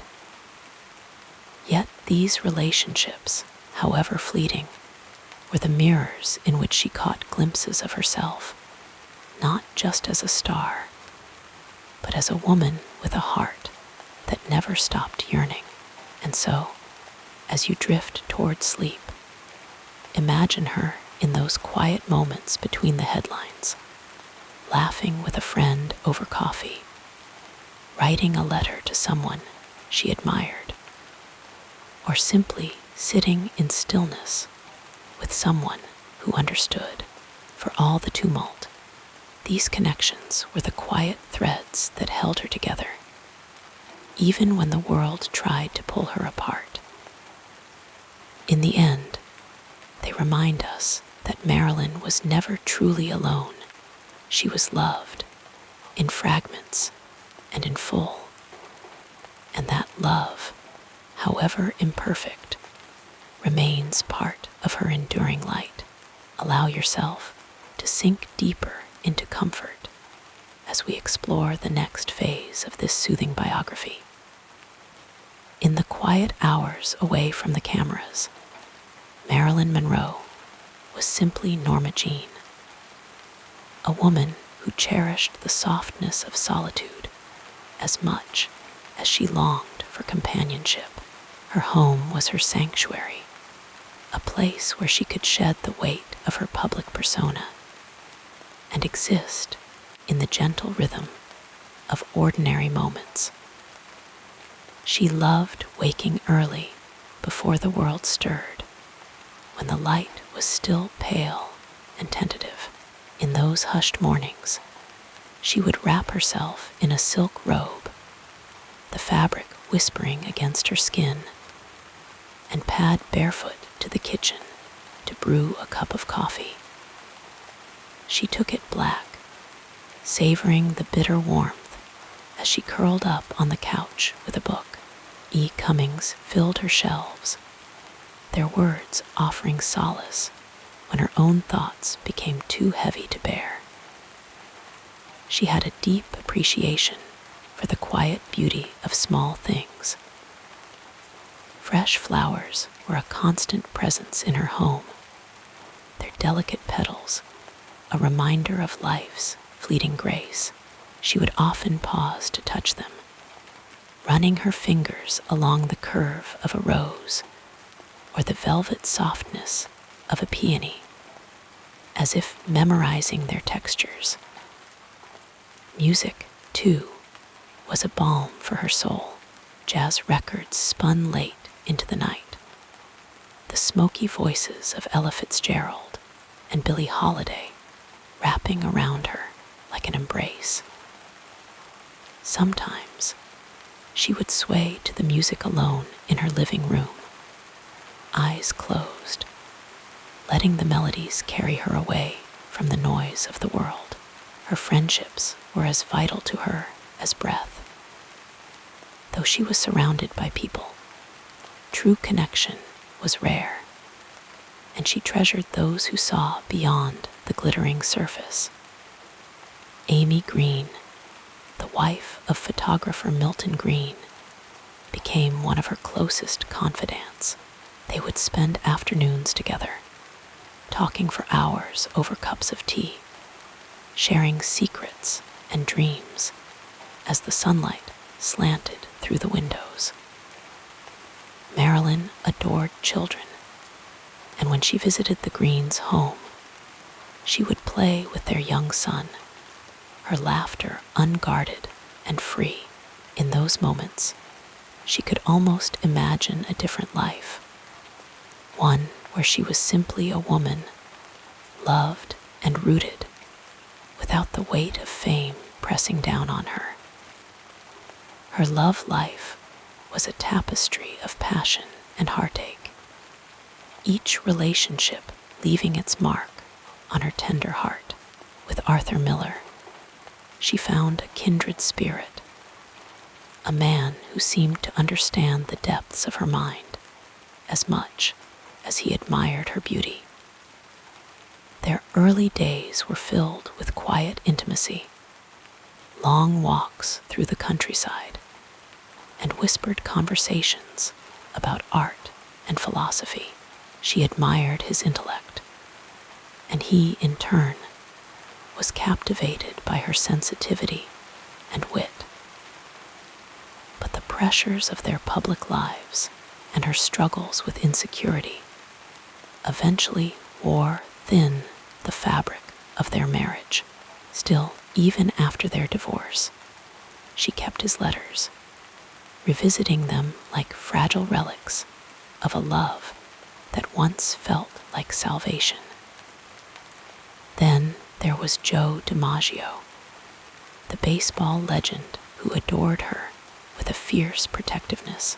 Their love was tempestuous, marked by his jealousy and her need for independence.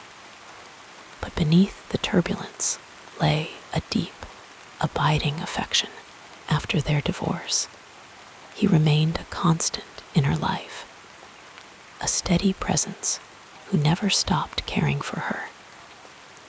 In her final years, it was Joe who checked on her, who tried to shield her from the vultures of the press, who grieved her with a quiet, unshakable devotion.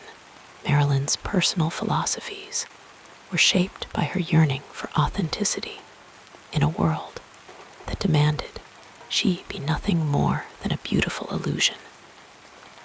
She believed in the power of kindness, often going out of her way to help strangers, paying for a struggling actor's meal, sending handwritten notes to fans who wrote to her, or visiting children's hospitals where she would sit by bedsides, her presence a gentle comfort. She once said, "People had a habit of looking at me as if I were some kind of mirror instead of a person." Beneath the glamour, she was a woman who craved to be known, not as a symbol, but as a human being. Her hobbies were as varied as her moods, She loved to cook, though she rarely followed recipes, preferring to improvise with flavors until she created something uniquely her own. Baking was her favorite, the comforting ritual of measuring flour, the way the kitchen filled with the scent of vanilla and butter. She would often bring homemade cakes to film sets, delighting in the way her coworkers' faces lit up at the first bite. Photography was another passion. She had an eye for composition, and when she wasn't in front of the camera, she enjoyed capturing quiet moments, a shaft of light through a window, a friend's unguarded smile, the way shadows played across her bedroom wall in the late afternoon. And then there were the animals, her beloved pets, who offered unconditional love in a world that often felt conditional. She had a small Maltese terrier named Mav, short for Mafia, a gift from Frank Sinatra. The tiny dog was her constant companion, curling up in her lap as she read, or following her from room to room, as if keeping watch over her. She spoke to him in a playful, sing-song voice, as though he understood every word. In the evenings, when the world outside grew still, Marilyn often sought refuge in her bathtub. She would fill it with bubbles or fragrant oils, sinking into the warmth as the steam curled around her. It was here, in the quiet embrace of water, that she felt most at peace. Sometimes she would stay for hours, reading or simply drifting in thought, the day's tensions slowly dissolving. Her bedtime ritual was deliberate, a way of soothing the restlessness that often plagued her. She would slip into silk pajamas, the fabric cool against her skin, and dab a drop of perfume behind her ears, Chanel No. 5, her signature scent. Before turning out the light, she would write in her journal, filling the pages with reflections, dreams, and fragments of poetry. The act of putting pen to paper was a way of grounding herself, of making sense of the whirlwind of her life. And then, at last, she would turn off the lamp, letting the darkness envelop her. In those final moments before sleep, she was simply Norma Jean again, a woman who loved deeply, felt deeply, and dreamed of a world where she could be truly seen. As you drift toward sleep now, imagine her there, in the quiet of her bedroom, the faintest smile on her lips as she closes her eyes, surrounded by the love, however imperfect, that never truly left her, like a gentle river flowing toward the sea. Our story continues with the next meaningful chapter. Mornings for Marilyn were often slow and unhurried, a gentle easing into the day rather than a sudden awakening. She rarely set an alarm, preferring to let her body decide when it was ready to rise. The first light would filter through the curtains, casting soft, golden patterns across the bedsheets, and she would stir, stretching her limbs like a cat, luxuriating in the warmth. Sometimes she would linger in bed for a while, savoring those quiet moments before the demands of the world came knocking. The sheets, cool and crisp against her skin, were a small comfort, a cocoon of safety in those early hours. When she finally rose, she would pad barefoot across the floor, her feet sinking into the plush carpet or the smooth wood, depending on where she lived at the time. The bathroom was her sanctuary, a place where she could begin the ritual of preparing herself for the day. She loved the sound of running water, the way it filled the silence with a soothing murmur, a splash of cold water on her face, then the careful application of creams and lotions. Her skin was always a priority, pampered and tended to with care.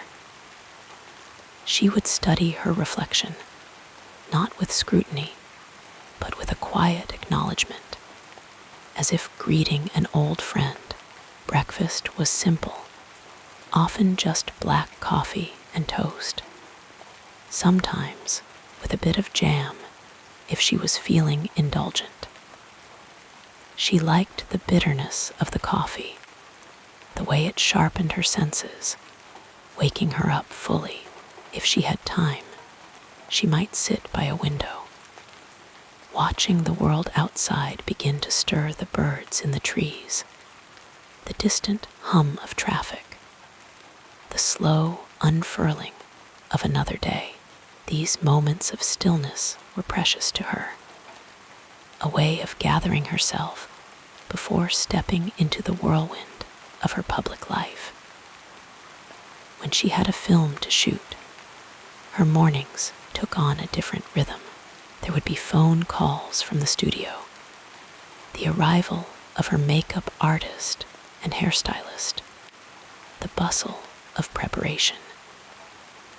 She would sit patiently as they transformed her into Marilyn Monroe, the icon, the star.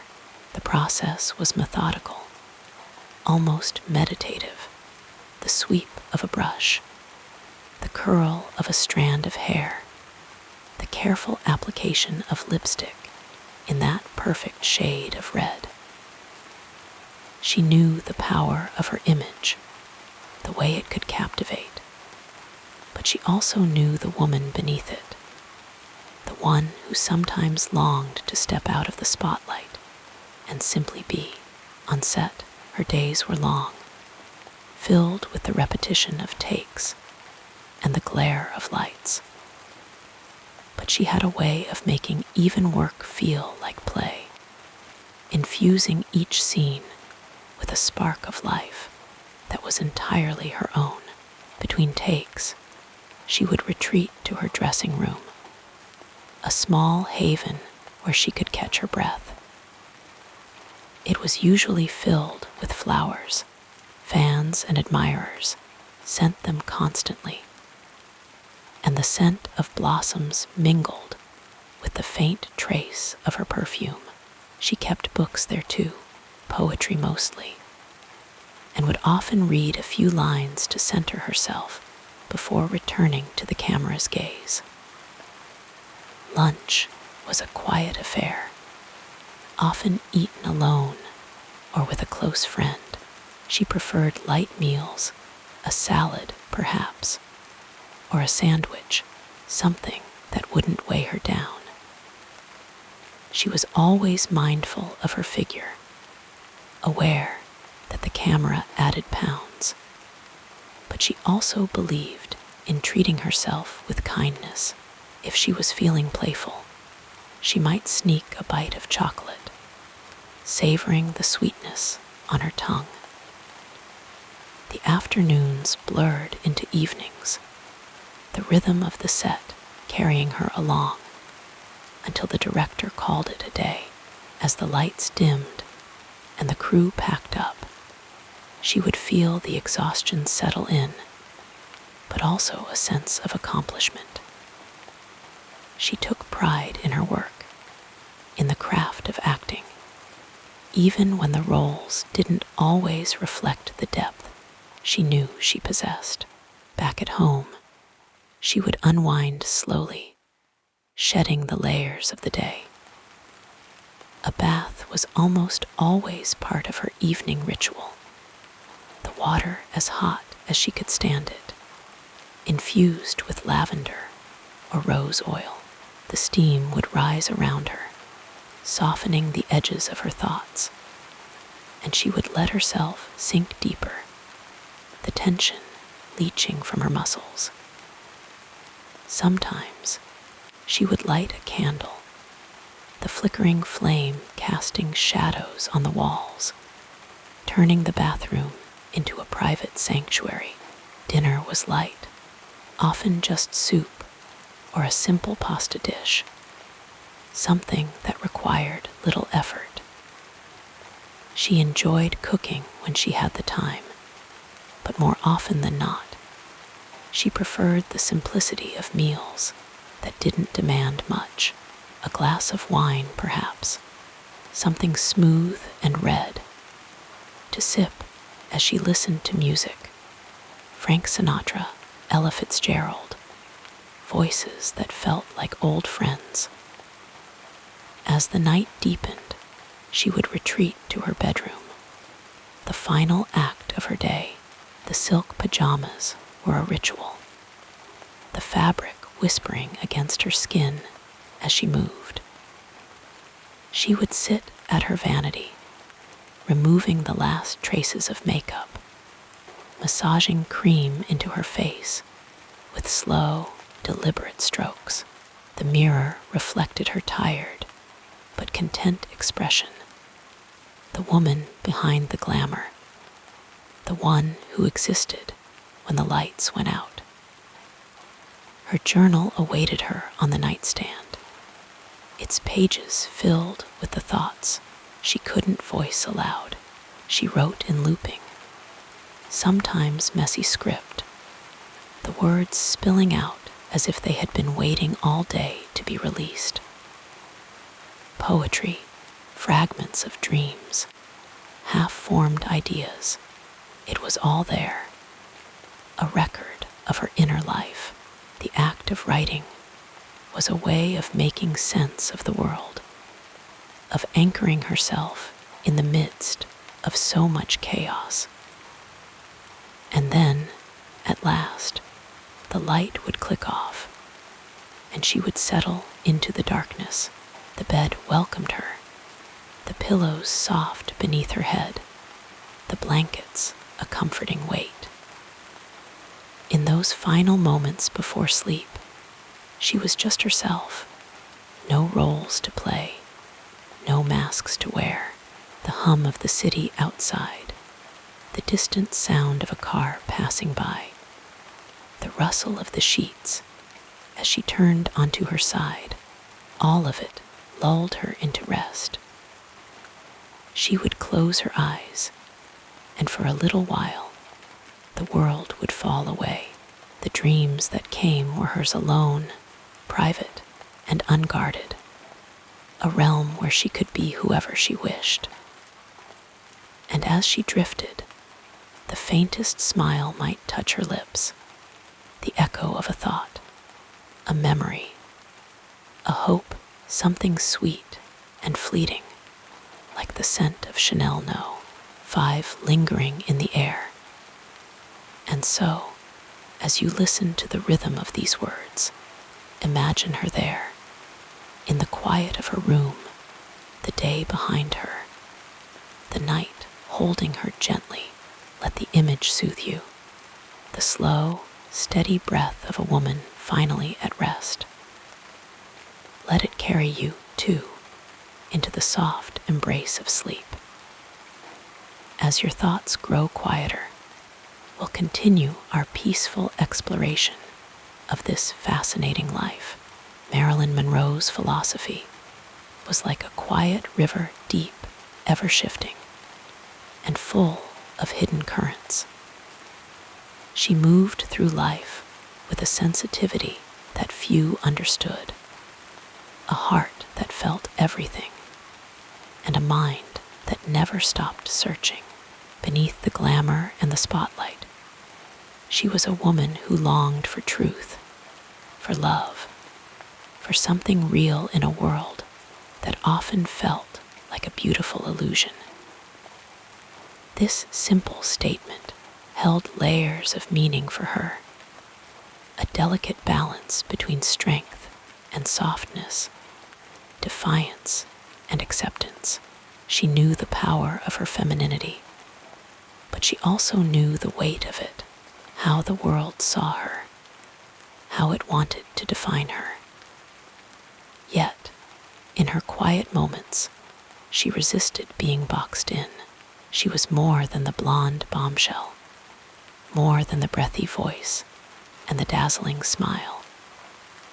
She was a thinker, a reader, a woman who filled notebooks with her musings, who studied poetry and psychology, who longed to be taken seriously. Her beliefs were shaped by a childhood that lacked stability, by years spent in foster homes and orphanages, where love was conditional and security was fragile. Perhaps that was why she valued kindness so deeply. It wasn't a demand for perfection, but a plea for understanding, a reminder that she, like everyone, was human, flawed, and deserving of patience. She believed in love, though it often slipped through her fingers like sand. She married young, seeking safety, then again and again, searching for something she couldn't quite name. She wanted warmth, companionship, someone who would see beyond the fame and hold her when the world felt too heavy. She gave love freely, sometimes too freely, her heart open and vulnerable. Her faith in people was both her greatest strength and her deepest wound. She trusted easily, forgave quickly, and believed in the goodness of others, even when they let her down. She once wrote in her journal, "I've never fooled anyone." It was a bittersweet admission, a recognition that people often saw what they wanted to see, rather than the real woman beneath the image. Spirituality was a quiet undercurrent in her life.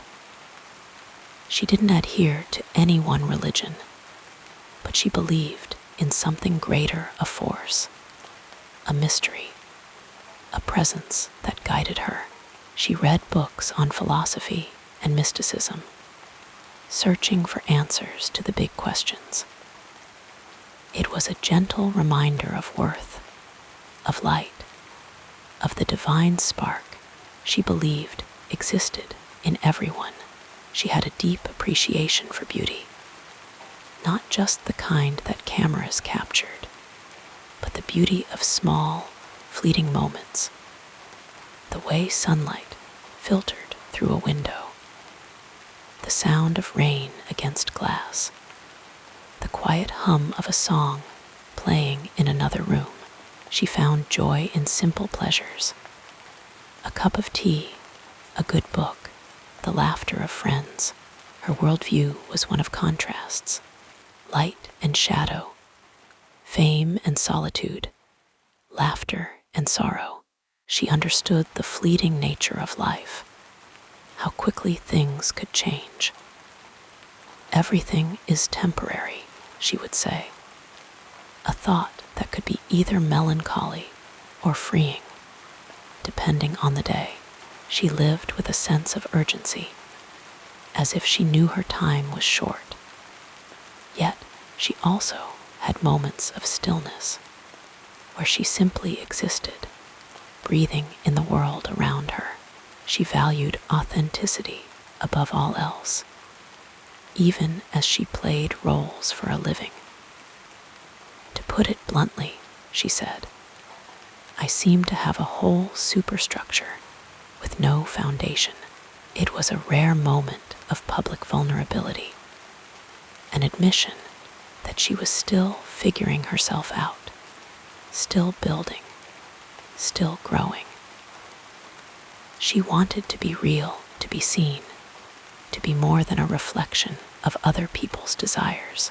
Her kindness extended beyond her personal life. She was known to visit children's hospitals, not for publicity, but because she remembered what it was like to feel alone. She would sit with them, tell stories, make them laugh, her presence a gift, unpretentious and warm. In her final years, her thoughts turned inward. She spent more time reading, writing, reflecting. She studied poetry, finding solace in the words of others who had wrestled with life's big questions. It was a quiet confession, a reminder that even the most luminous stars have moments of doubt. And then, at last, the light would click off, and she would settle into the darkness. The bed welcomed her, the pillows soft beneath her head, the blankets a comforting weight. In those final moments before sleep, she was just herself, no roles to play, no masks to wear.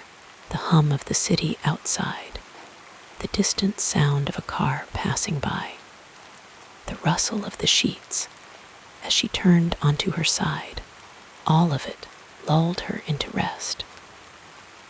She would close her eyes, and for a little while, the world would fall away. The dreams that came were hers alone, private and unguarded, a realm where she could be whoever she wished. And as she drifted, the faintest smile might touch her lips, the echo of a thought, a memory, a hope, something sweet and fleeting, like the scent of Chanel No. 5 lingering in the air. And so, as you listen to the rhythm of these words, imagine her there, in the quiet of her room, the day behind her, the night holding her gently. Let the image soothe you, the slow, steady breath of a woman finally at rest. Let it carry you, too, into the soft embrace of sleep. With each breath becoming slower and deeper, let us turn to another aspect of this soothing story. Life had not always been so gentle with her.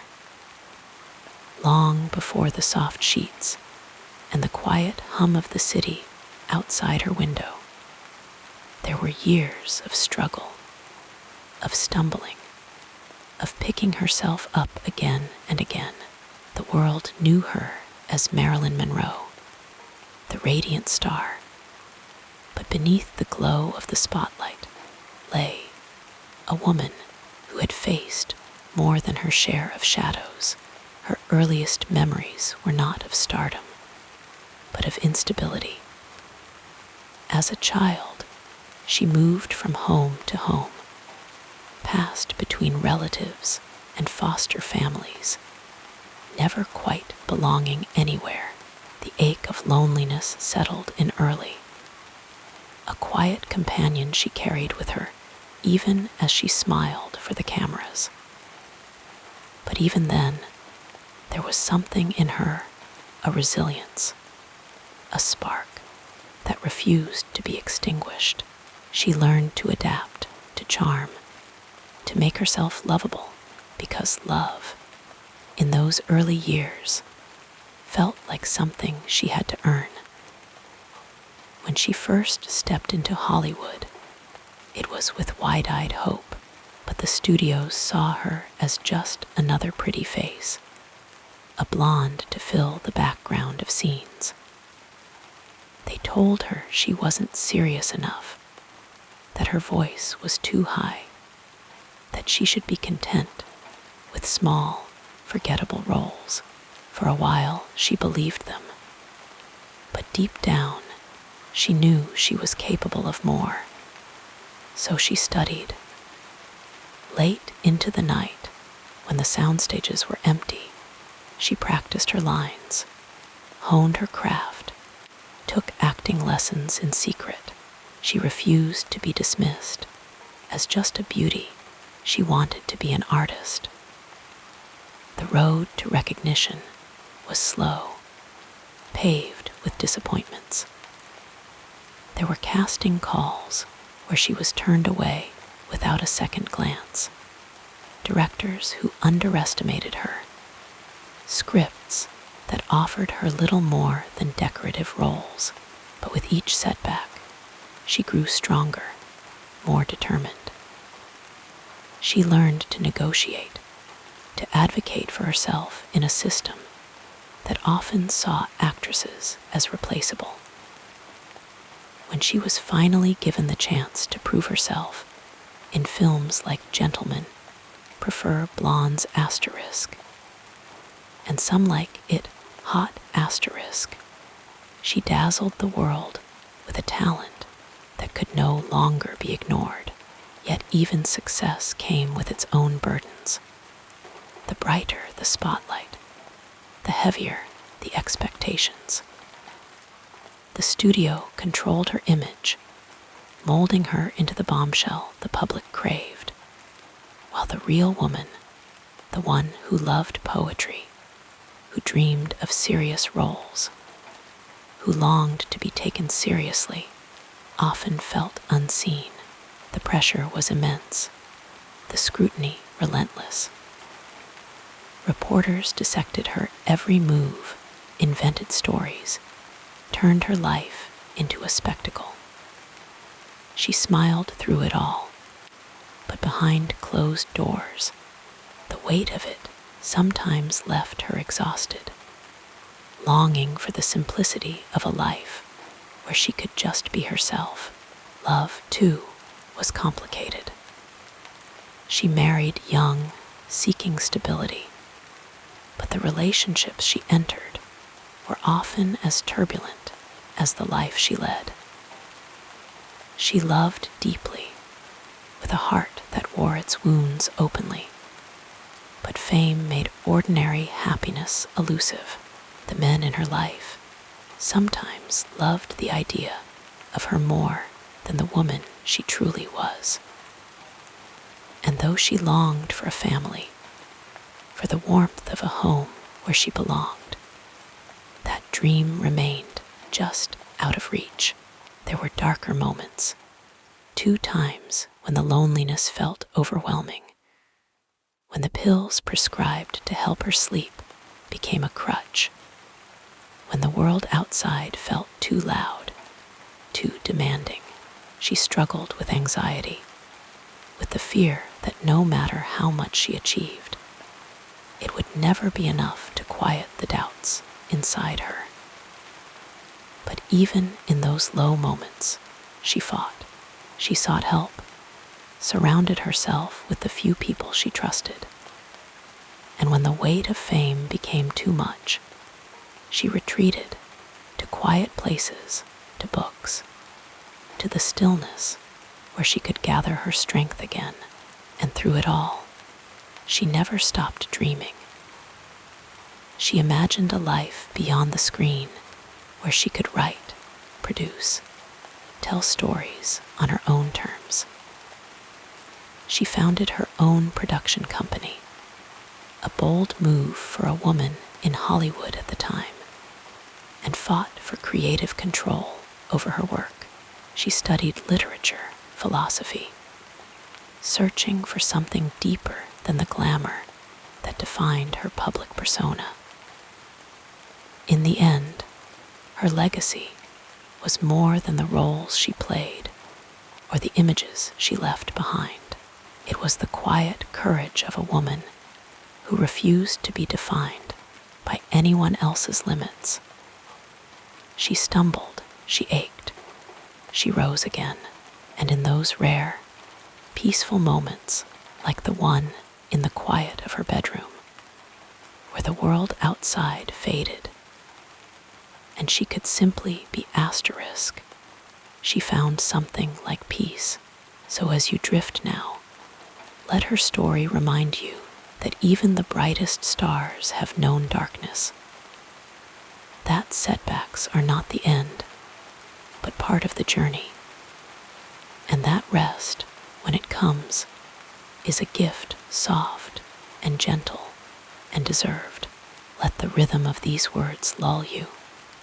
as the night wraps around you and sleep carries you away, just as it did for her. The tapestry of this remarkable life unfolds further as we gently explore the next meaningful period beneath the shimmering surface of Marilyn Monroe's public persona, the breathy voice, the dazzling smile, the platinum curls. There existed a woman of quiet depth, curiosity, and surprising contradictions. The world knew her as the ultimate bombshell, but in the quiet corners of her life, she was something else entirely. A thinker, a seeker, a woman who turned pages under lamplight long after the cameras stopped rolling. Her love of books was one of her best-kept secrets. While Hollywood saw her as a glamorous plaything, Marilyn spent hours in used bookstores, running her fingers over spines, collecting first editions like treasures. Her personal library held over 400 volumes, works by Dostoevsky, Whitman, Freud, and Beckett. She underlined passages, scribbled notes in the margins, as if in conversation with the authors. One of her most cherished possessions was a copy of James Joyce's Ulysses, a notoriously difficult novel, which she read and reread, puzzling over its dense prose. She once told a friend, "People think I'm just a dumb blonde, but I'm not. I like to read." And then there was her poetry. Few knew she wrote her own verses, fragments of longing, loneliness, and quiet hope. Her words were raw, unfiltered, a glimpse into the mind of a woman who felt too much, too deeply. She carried these notebooks with her, filling them between takes, in dressing rooms, in the quiet solitude of early mornings when the world was still asleep. She was also a woman of surprising domesticity. Despite her glamorous image, Marilyn loved to bake. In her kitchen, she would measure flour, sugar, butter, with the same precision she brought to her performances. She made pies, cakes, cookies, often giving them away to friends and crew members.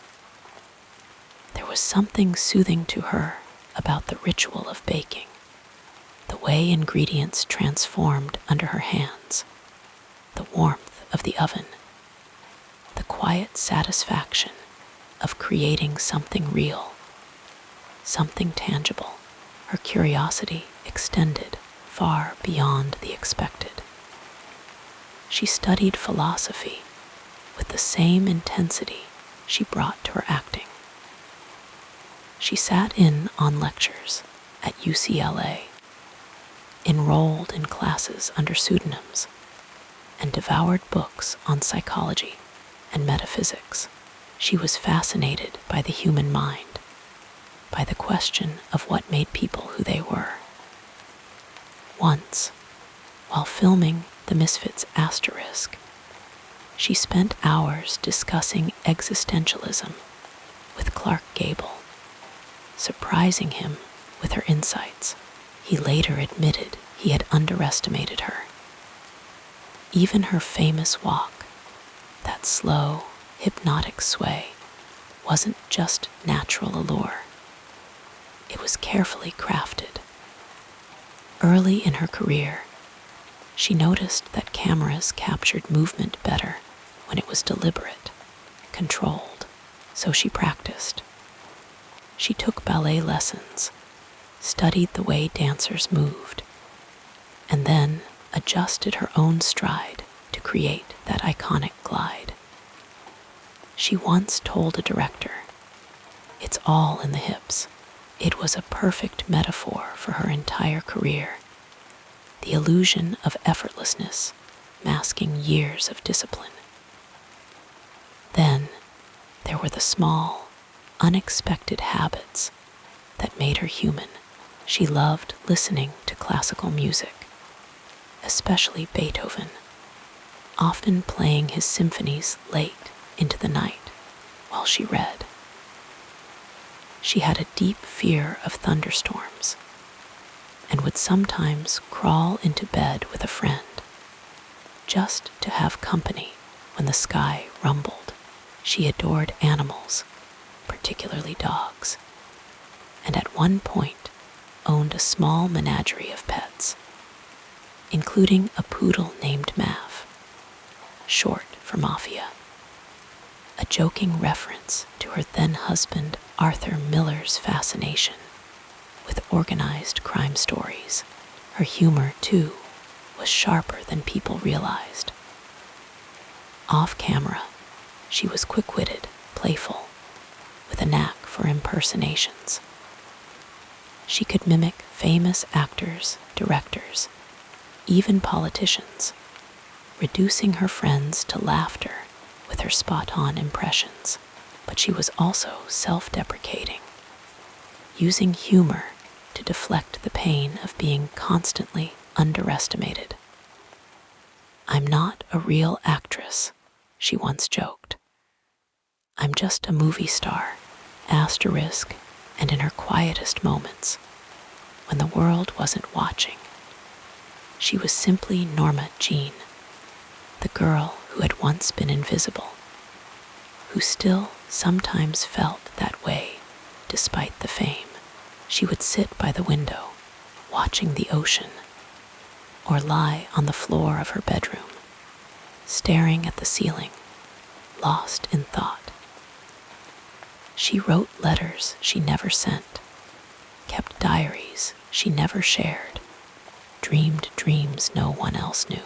So as you drift now, think of her not just as the icon, but as the woman who loved books, who wrote poetry in secret, who baked pies and studied philosophy and laughed at her own jokes.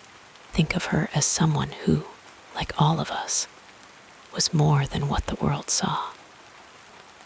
And as sleep pulls you gently under, may you find comfort in knowing that even the brightest stars had their quiet, ordinary moments, just like yours tonight. As you settle more comfortably, our narrative flows onward like soft moonlight across still waters.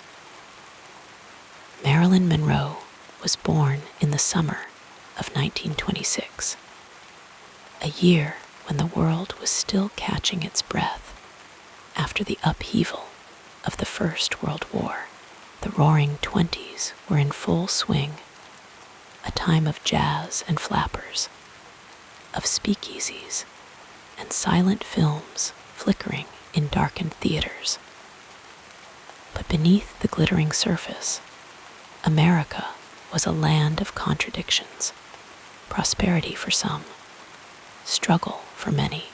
Norma Jean, as she was first known, entered the world in Los Angeles, a city that was just beginning to dream of itself as the capital of make-believe. The Great Depression would soon cast its long shadow, shaping her early years in ways few could have imagined. By the time she was a child, bread lines stretched down city streets, and families clung to hope as tightly as they clung to each other. Norma Jean spent much of her childhood being passed between foster homes and orphanages, a quiet observer of a world that often seemed indifferent to her existence. Yet even then, in the flicker of movie screens and the pages of library books, she found escape, a glimpse of something brighter, something beyond the hardships of her daily life. As she grew, so too did the world around her. The 1940s brought war, and with it, a shift in the roles women played in society. Factories hummed with Rosie the Riveters, and the idea of what a woman could be began to stretch and change. Norma Jean, still unknown to the world, worked in a munitions plant, her hands as capable as any man's. But it was during this time that a photographer spotted her, capturing something luminous in her smile, something that hinted at the star she would become. The war ended, and with its end came a new era, one of optimism and fear in equal measure.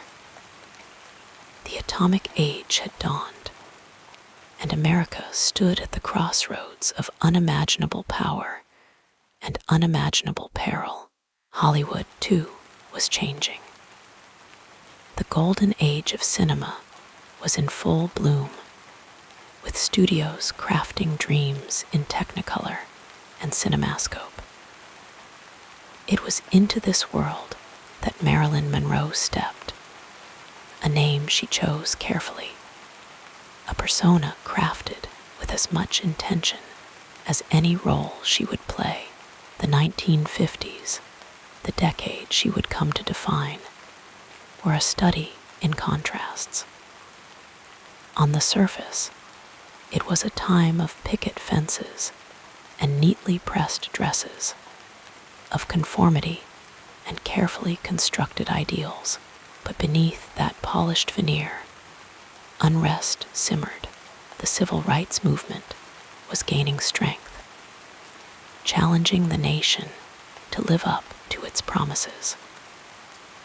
Rock and roll burst onto the scene, its rebellious energy a stark contrast to the smooth crooners of the previous decade. And Marilyn, with her breathy voice and knowing smile, became both a product of her time and a quiet subversion of it. She was more than just a pin-up, though that was how many saw her. She studied acting with the same intensity she once applied to books in the orphanage library. She soaked up the techniques of Strasberg's method, delving deep into the emotions of her characters, even as the world insisted on seeing only her surface. Her performances in films like Some Like It Hot and The 7-Year Itch were masterclasses in comedic timing, her humor sharp, her presence magnetic. Yet for all her success, she was often dismissed, her intelligence and ambition overlooked in favor of the blonde bombshell image. The world outside Hollywood was shifting in ways that mirrored her own struggles. The Cold War loomed, a constant tension that colored everything from politics to pop culture. The space race captured imaginations, a reminder that humanity was reaching for the stars, even as it teetered on the edge of destruction. Marilyn, ever the observer, absorbed it all: the fear, the hope, the relentless pace of change. By the early 1960s, the cracks in the facade of the American dream were becoming harder to ignore. The civil rights movement grew louder, the fight for equality impossible to dismiss. The feminist wave was beginning to crest, though its full force was still years away. Marilyn, ever complex, was both a symbol of male fantasy and a woman keenly aware of the constraints placed upon her. She spoke openly about the double standards women faced, about the way they were praised for beauty, but punished for ambition. In her own way, she was ahead of her time, a woman who understood the game, but longed to rewrite the rules. Her final years were marked by both brilliance and sorrow. The world seemed to spin faster, the pressures of fame and expectation weighing heavily. Yet even then, in the quiet hours, she remained the bookish girl who loved poetry, the woman who scribbled thoughts in journals, who found solace in the simple act of watching the ocean. And so, as you drift toward sleep, think of her not just as the icon frozen in time, but as a woman who lived through some of the most turbulent and transformative decades of the modern age. She was shaped by the Great Depression, by war, by the golden age of Hollywood, and the dawn of the atomic era. She was a mirror held up to the contradictions of her time, both celebrated and underestimated, both a product of her world and a quiet rebel within it. Tonight, as the world outside your window grows still, let her story remind you that even the brightest luminaries were human, shaped by their moments in history, just as we are shaped by ours. And as sleep wraps its gentle arms around you, may you find comfort in knowing that behind every legend, there was once a person who dreamed, who wondered, who longed for something more, just like you. Let the rhythm of these words carry you further into relaxation as we continue our peaceful journey. Marilyn Monroe was more than a star. She was a force that reshaped the very fabric of culture, leaving behind a legacy that still lingers like the soft glow of twilight. Her influence stretched far beyond the silver screen, touching fashion, feminism, and the way women were perceived in a rapidly changing world. She was a paradox, both a creation of Hollywood and a quiet challenger of its rules. A woman who played the bombshell while yearning to be seen as something deeper. As you settle into the quiet of the night, let her story unfold like a slow, rolling wave, carrying you gently into the depths of her impact. In the beginning, she was Norma Jean, a girl with dreams too big for the small world she was born into. But when she became Marilyn Monroe, she became something else entirely, an archetype, a symbol, a flicker of light in the gray monotony of post-war America. The 1950s were a time of rigid roles and polished surfaces, where women were expected to be wives and mothers, their desires tucked neatly away. But Marilyn refused to be tucked away. She was unapologetically sensual, her laughter rich and unfiltered, her presence impossible to ignore. In films like Gentlemen Prefer Blondes asterisk, and Some Like It Hot asterisk, she perfected the art of playing the blonde bombshell. But there was always something more beneath the surface, a knowing glint in her eye, a vulnerability that made her irresistible. What made Marilyn different was the way she wielded her sexuality without shame. At a time when women were often punished for being too bold, she turned desire into a kind of power. When she stood over the subway grate in the 7-Year Itch asterisk, her white dress billowing around her, she wasn't just a spectacle, she was a statement. That moment, frozen in time, became one of the most iconic images of the 20th century, a symbol of both liberation and the male gaze.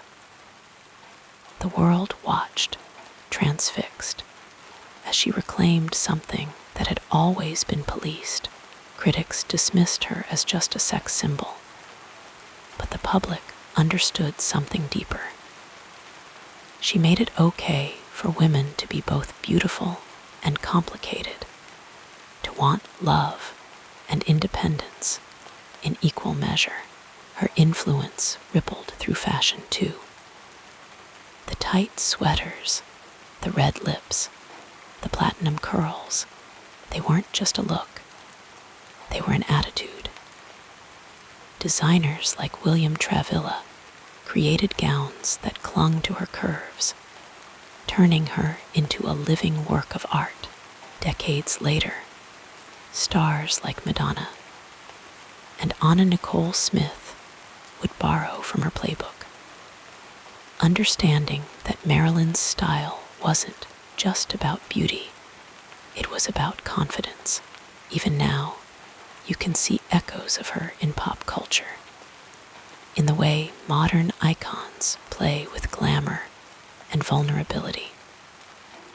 She taught the world that femininity could be powerful, that a woman could be both soft and unstoppable. But Marilyn was more than just an image.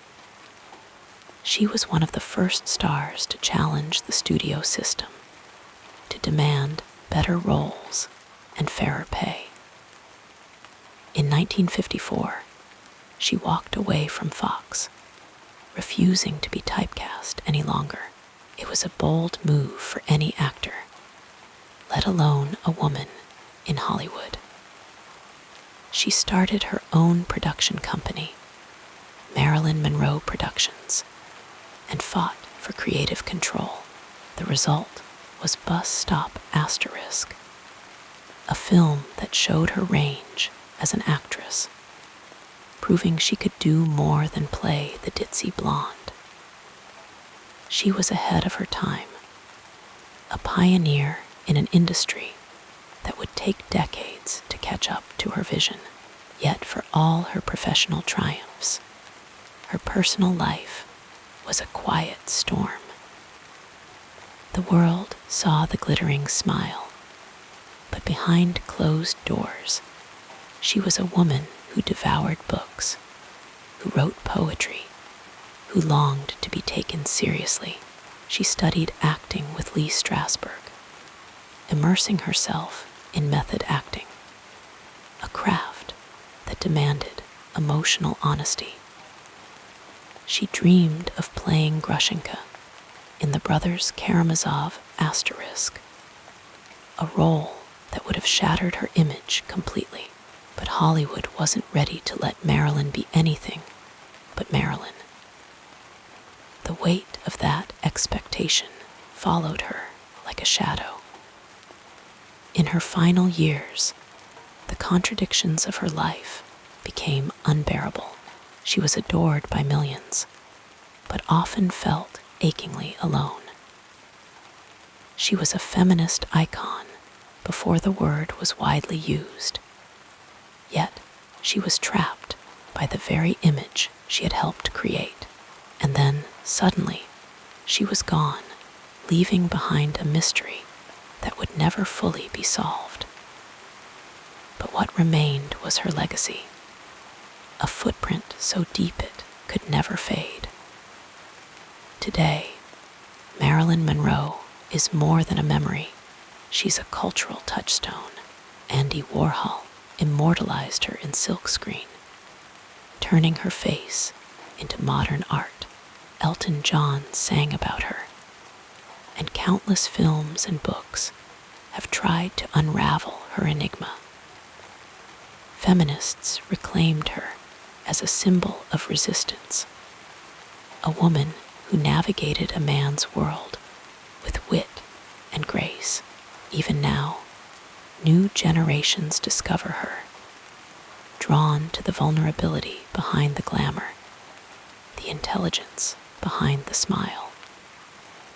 Perhaps her greatest gift was the way she made imperfection luminous.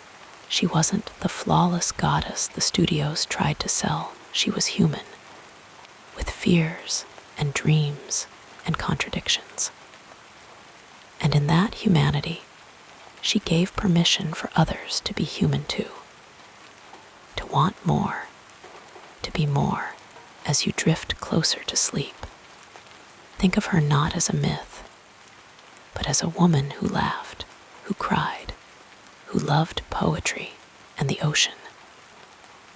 Think of the way she changed the world simply by being herself, in all her messy, radiant glory. And as the night wraps around you, may her story remind you that even the brightest stars were once people, just like you, dreaming, wondering, reaching for something beyond the sky.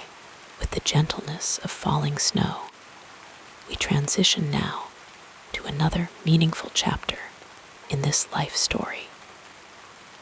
One of the most endearing things about Marilyn Monroe was how she carried a love for literature wherever she went.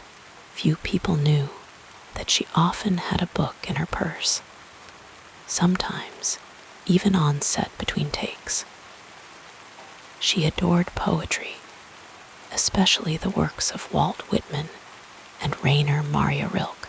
Once, while filming The 7-Year Itch Asterisk, she was spotted reading The Fall Asterisk by Albert Camus in her dressing room. A crew member asked if she understood it, and she replied with a quiet smile, "Not all of it, but isn't that the point?" She had a way of surprising people with her depth. One evening, at a Hollywood party filled with chatter and champagne, she slipped away to sit alone by the pool. A guest found her there, gazing at the water, and asked if she was all right. It was moments like these that revealed the thoughtful soul behind the dazzling smile. Her kindness often went unnoticed. She once visited a children's hospital in New York, not for publicity, but because she wanted to. A nurse later recalled how Marilyn spent hours sitting by the beds of sick children, reading them stories and letting them play with her famous white gloves. Marilyn tucked a strand of hair behind the child's ear and said, "No, darling." Even in her professional life, she defied expectations. When she formed her own production company, Marilyn Monroe Productions, she became one of the first women in Hollywood to take control of her career.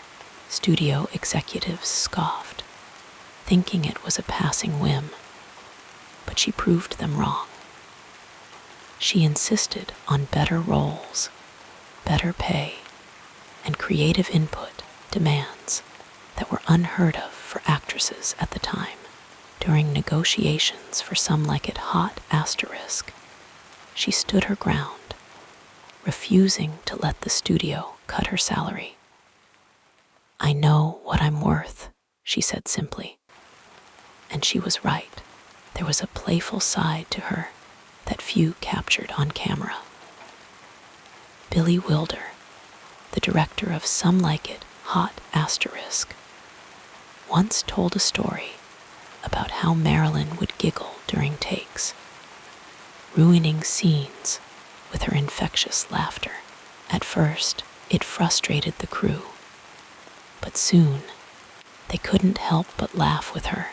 She had a deep love for animals, especially dogs. Her beloved Maltese terrier, Mav, was her constant companion. Another time, she found a stray puppy on set and spent her lunch break trying to coax it out from under a trailer with bits of her sandwich. Her struggles with insomnia were well known, but few understood how she filled those sleepless nights. She would often wander her house, listening to jazz records, or scribbling in notebooks. Sometimes, in the early hours of the morning, she would call friends just to talk. M to discuss a poem she had read. Most people would have hung up, he said, but with Marilyn, you just listened. She was fascinated by the ocean, finding peace in its vastness.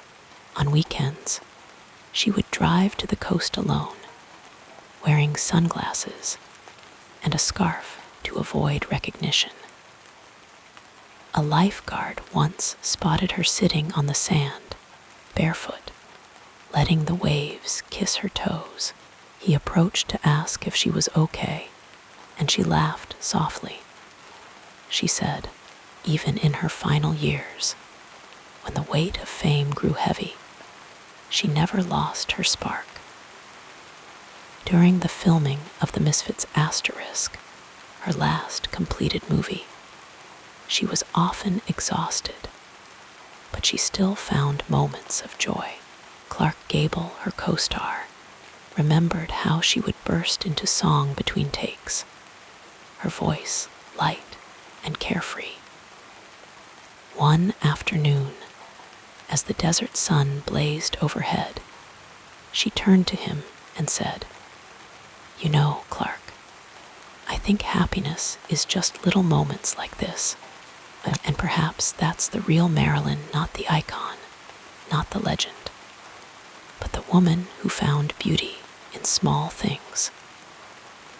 The woman who read poetry by lamplight, who laughed until her sides hurt, who loved fiercely and cared deeply. She was never just one thing. She was everything all at once, fragile and strong, playful and profound, ordinary and extraordinary. As you close your eyes tonight, think of her that way, not as a distant star, but as a person who knew the quiet ache of loneliness and the bright joy of being alive. A woman who, like all of us, was just trying to make sense of the world, and as sleep carries you away, may her story remind you that even in the darkest nights, there's always a little light if you know where to look.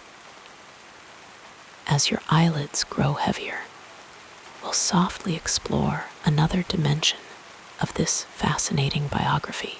In her later years, Marilyn Monroe was more than just a Hollywood star. She was a woman searching for meaning beyond the glitter and flashbulbs. The world saw her as an eternal symbol of beauty and sensuality, but behind the scenes, she longed to be taken seriously, not just as an actress, but as a person with depth and dreams. She studied diligently, poring over books on psychology, philosophy, and literature, her fingers tracing the words as if they held secrets to a life she hadn't yet lived. She once told a friend, "I don't want to be a joke," and in quiet ways, she already was. By the time she filmed The Misfits in 1961, her body was tired, her spirit worn thin by the pressures of fame and the turbulence of her personal life. Yet even then, there were moments when the old Marilyn shone through, the playful, mischievous woman who could make an entire crew laugh with a well-timed joke or a goofy impression. The desert heat was relentless, the filming grueling, but she found pockets of joy in small things. The way the sunlight turned the sand gold at dusk, the coolness of a glass of lemonade pressed against her palm, the quiet conversations with Clark Gable between takes. He would later say she had a way of making people feel seen, as if, for a moment, nothing else in the world mattered. but the two of you talking. The film itself was a turning point, not just for Marilyn, but for Hollywood, written by her then husband, Arthur Miller. The Misfits asterisk was a meditation on loneliness, on people drifting through life, searching for something to hold onto. It was a role that required vulnerability, and Marilyn gave it everything she had. Critics at the time were divided. Some praised her raw, aching performance, while others still saw only the bombshell, unable to look past the image she had outgrown. But over time, the film would be recognized for what it was: a poignant farewell from an actress who had so much more to give. After the Misfits asterisk, Marilyn threw herself into new projects, determined to prove herself once and for all. She began work on Something's Got to Give asterisk, a light-hearted comedy that would, in many ways, bring her back to the effervescent roles that first made her famous. But the production was troubled from the start. She was frequently absent, battling exhaustion and personal struggles, and the studio grew impatient. The pressures mounted until eventually she was fired. It was a devastating blow, one that left her questioning everything. Yet, even then, she didn't give up. She negotiated her way back, securing better terms, determined to finish what she started. It was a quiet act of defiance, a reminder that she was more than just a studio commodity. She was an artist. But fate had other plans. On a warm August night in 1962, the world learned that Marilyn Monroe was gone. The news sent shockwaves across the globe. Fans gathered outside her home, clutching photographs, weeping into each other's shoulders. The brightest star had flickered out too soon, leaving behind questions that would never fully be answered. In the days that followed, tributes poured in from fellow actors, from writers, from ordinary people who had never met her, but felt as though they knew her. Because in some way, they did. Marilyn had always been more than a movie star. She was a mirror, reflecting back the hopes and heartaches of an entire generation. In the years after her passing, her legacy only grew. The world began to see her not just as a pinup, but as a woman of surprising depth. Scholars analyzed her films, uncovering layers of wit and intelligence that had been overlooked in her lifetime.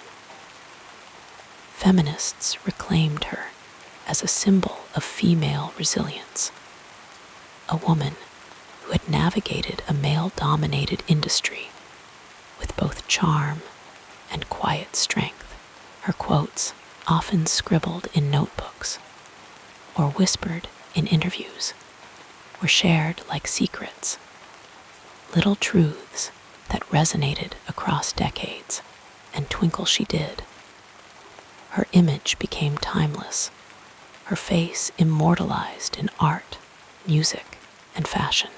Andy Warhol's silk-screened portraits turned her into a pop culture icon, but they also flattened her, reducing her to a repeated image, a symbol rather than a person. Yet even then, Marilyn resisted simplification. Those who looked closer saw the woman behind the icon, the one who loved Beethoven and Ella Fitzgerald, who wrote poetry in the margins of scripts, who dreamed of one day playing Grushenka In the Brothers Karamazov asterisk, she was a student of life, always learning, always reaching for something just beyond her grasp. Her influence stretched far beyond cinema. Musicians wrote songs about her. Dancers moved to the rhythm of her legend. Writers wove her into stories, sometimes as a cautionary tale, other times as a tragic heroine.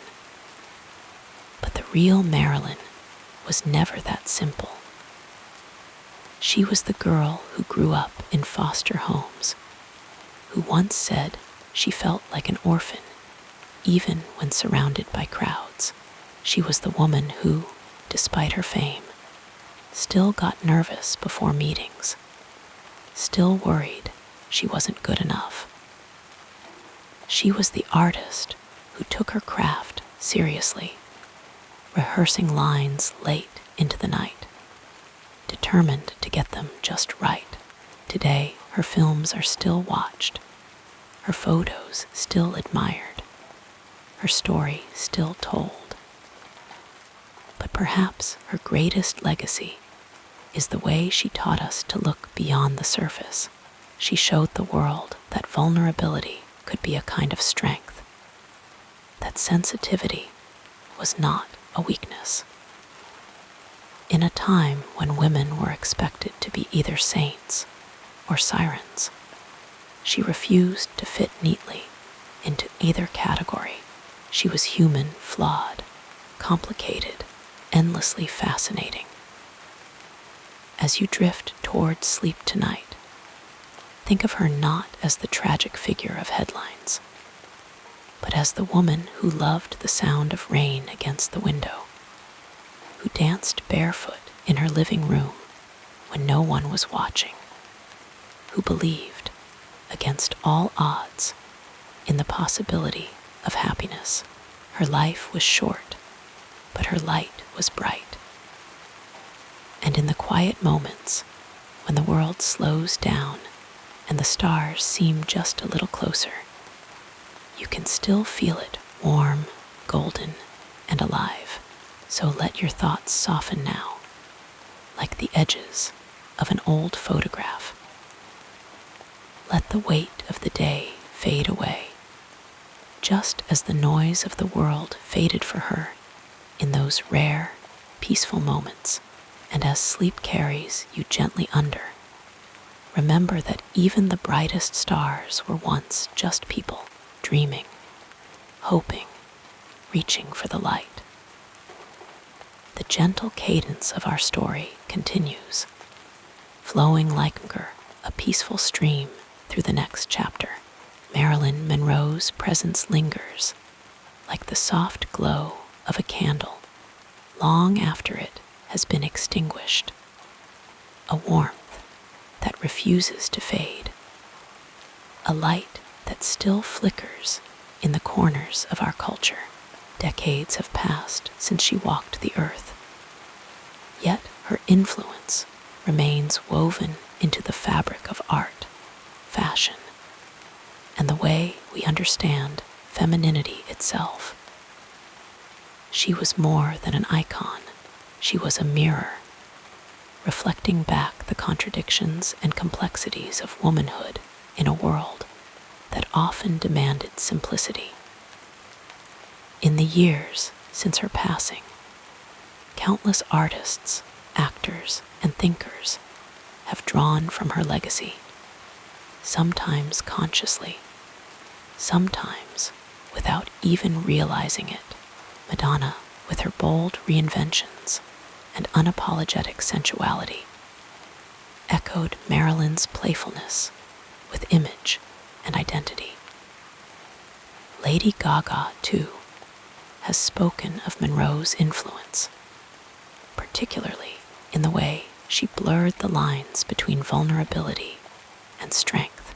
Both women, like Marilyn, understood the power of performance, not just on screen or stage, but in the everyday act of being seen.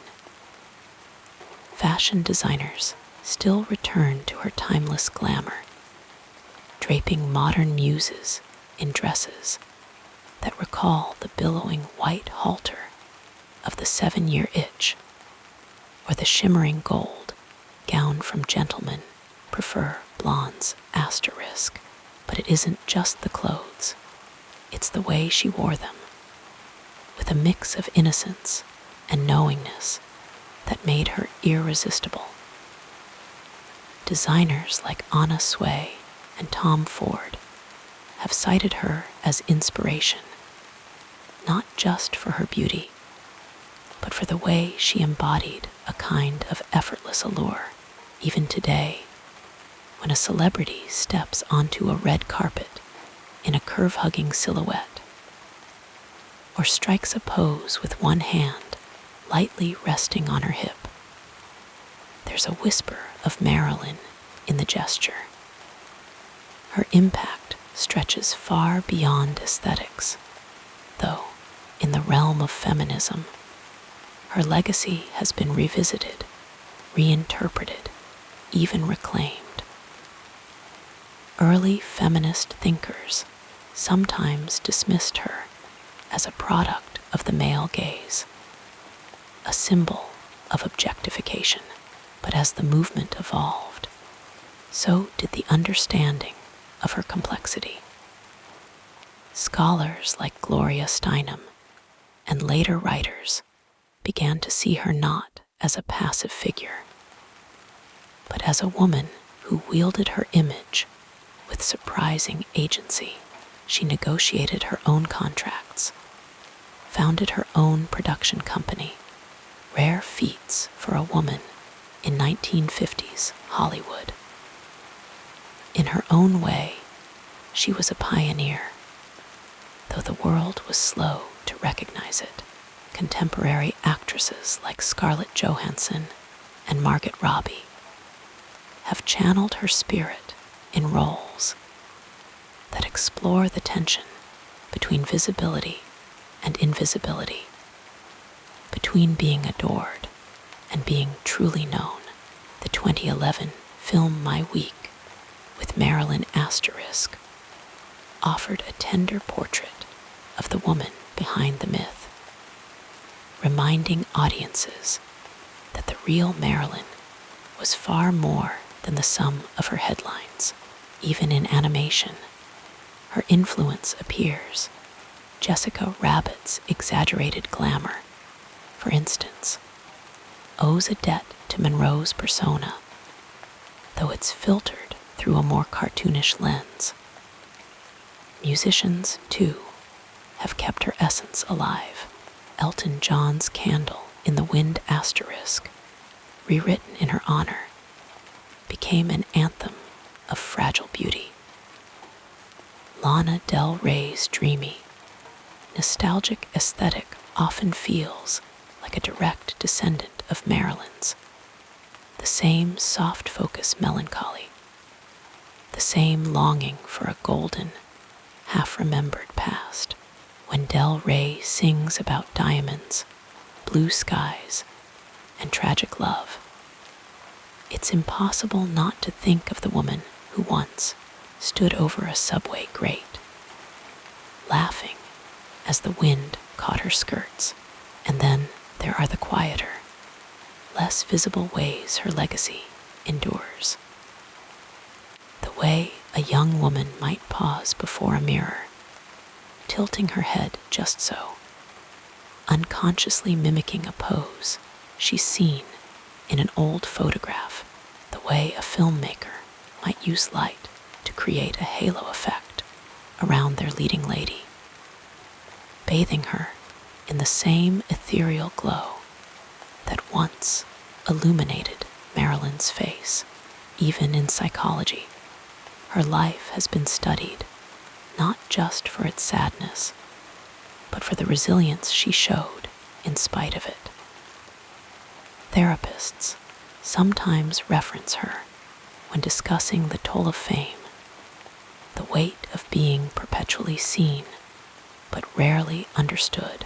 Institutions have sprung up to preserve her memory, from the Marilyn Monroe collection at the Hollywood Museum to academic symposiums discussing her cultural impact, fans still leave flowers at her grave, a ritual that feels almost sacred, as if by honoring her, they're honoring something larger, the fleeting nature of beauty, the fragility of dreams.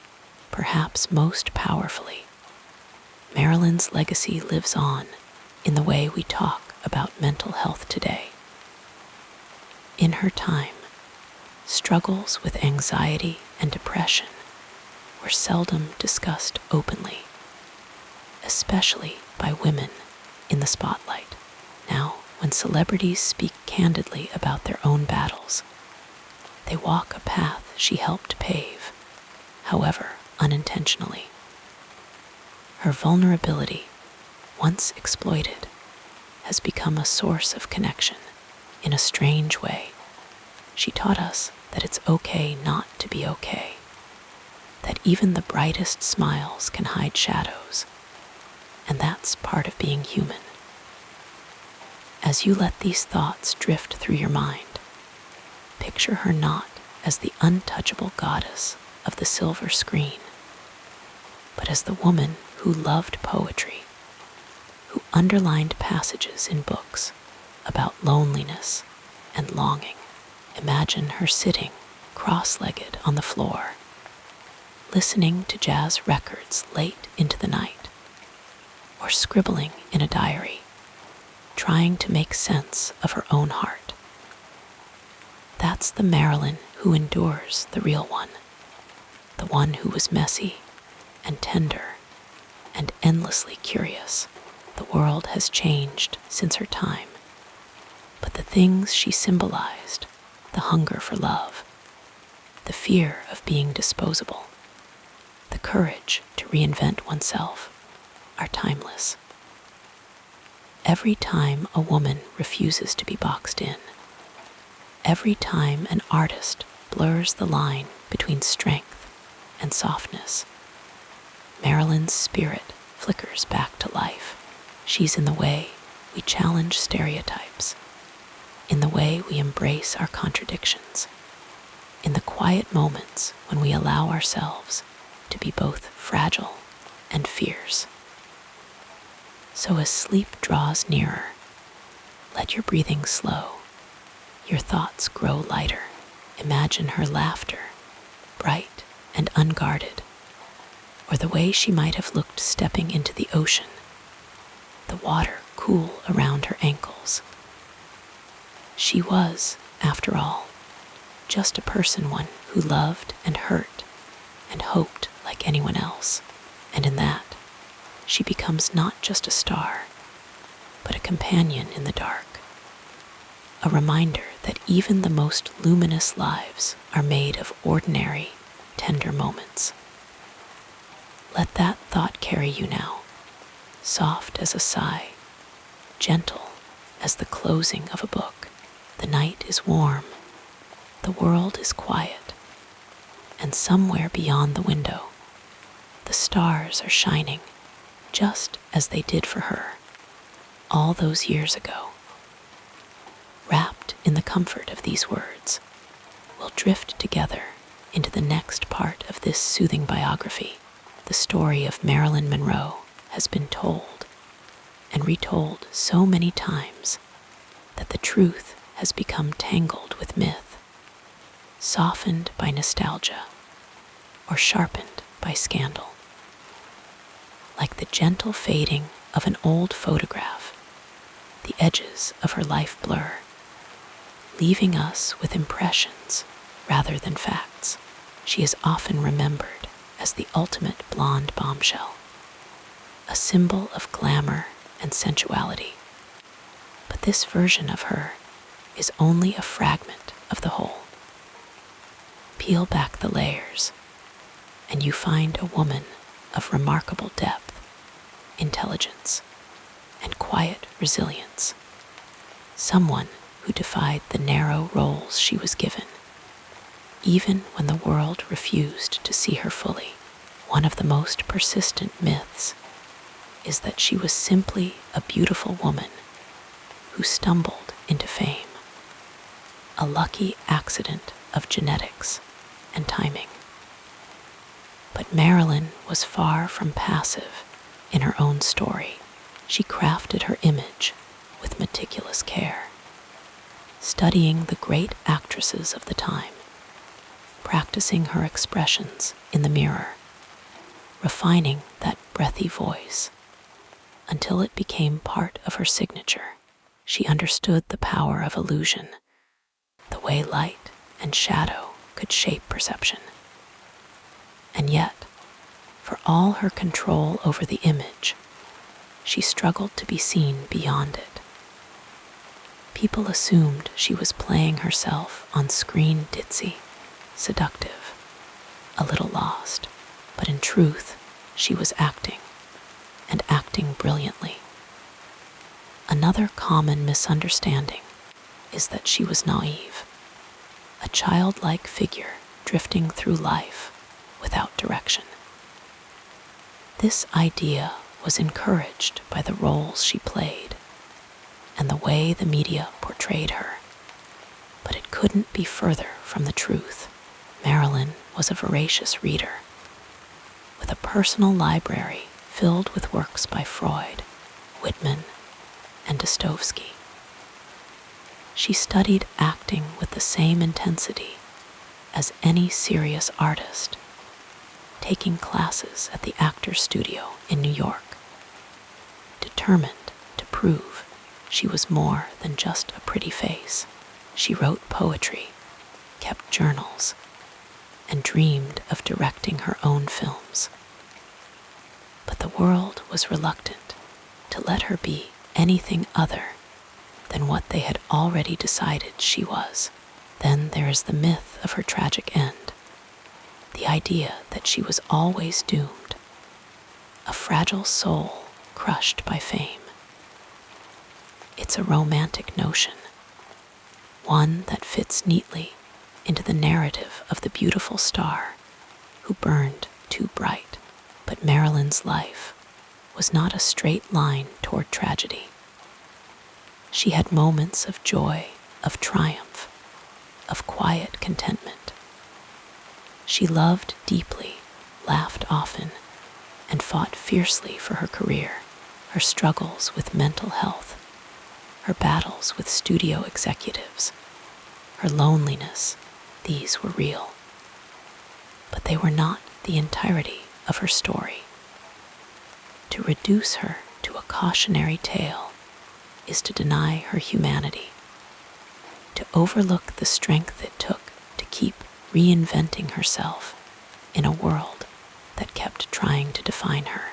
Perhaps the greatest distortion is the way she has been frozen in time, forever young, forever glowing in that white dress over the subway grate. We forget that she aged, that she changed, that she had dreams beyond the screen. She wanted to be taken seriously as an actress, to play complex roles, to be more than a symbol. She founded her own production company, a rare move for a woman in Hollywood at the time, and fought for better scripts, better pay, more control. She was ahead of her time in so many ways. Yet, history has often remembered her as a relic of the past. And then there are the smaller myths, the whispered rumors that have taken on a life of their own. That she was unintelligent, that she slept her way to the top, that she was careless with her career. Each of these is easily disproven, yet they linger, clinging to her memory like shadows. The truth is far more nuanced. She was ambitious, but insecure, confident, but plagued by self-doubt. She was a woman who knew her worth, but had to fight to make others see it. What gets lost in all these simplifications is the quiet, everyday Marilyn, the woman who loved to cook simple meals, who wrote long letters to friends, who found solace in the ocean, the woman who, despite everything, never stopped hoping for love, for understanding, for a place where she could just be herself. She was not a goddess or a victim, but a person full of contradictions, just like anyone else. As sleep draws closer, let these thoughts settle softly in your mind. Marilyn Monroe was not a myth, not a symbol, not just a face on a poster. She was real, flawed, striving, dreaming, and in that, she is not so different from any of us, searching for meaning, reaching for connection, trying to be seen. The night is deep now, the air still. Somewhere beyond the window, the same stars shine that once watched over her, and in their quiet light, perhaps the truest version of her remains, not as a legend, but as a woman breathing, hoping, being. Let that thought carry you into sleep, gentle and warm, like the memory of a voice you almost remember, a laugh just beyond hearing. The night holds her, just as it holds you, and for now, that is enough. Now, as we continue our gentle journey through this remarkable life, let us explore the next chapter. As the story of Marilyn Monroe comes to a close, let us linger for a while in the quiet spaces between her public triumphs and private struggles, where the essence of who she truly was still lingers, soft as candlelight. Her life, like all lives, was a tapestry of light and shadow, moments of dazzling brilliance woven together, with threads of quiet longing, resilience, and an unshakable hope that never quite left her. Even in her darkest hours, she was a woman who laughed easily, who loved deeply, who carried within her the same yearning for belonging that we all know in our own ways. And though the world often saw only the glittering surface, the real Marilyn was far more than the sum of her legends. She stepped onto the stage of history at a time when the world was hungry for glamour, for escape, for something luminous to believe in. And she gave them that in spades, her smile, her voice, the way she moved through a scene as if lit from within. But what often goes unspoken is how hard she worked to craft that magic. She studied acting with the intensity of a scholar, poring over scripts late into the night, determined to be more than just a pretty face. She fought to be taken seriously in an industry that preferred her as a fantasy. And in those rare moments when the world paused to listen like her delicate, aching performance in Some Like It Hot, or the quiet vulnerability of the Misfits' Asterisk, she proved, beyond doubt, that she was an artist of remarkable depth. Yet for all the adoration she inspired, Marilyn's life was marked by a loneliness that fame could never soothe. She longed for a love that would see her, truly see her, not the icon, but the woman who loved poetry, who kept journals filled with her thoughts, who found comfort in the ordinary rituals of home. She married again and again, searching for that elusive sense of safety. But the spotlight made it impossible to simply exist without scrutiny. Even in her happiest moments, there was a fragility, a sense that the ground beneath her might give way at any moment, and yet she kept going. She kept dreaming, Today, her legacy is a paradox. She is everywhere and nowhere at once. Her image still graces posters and murals.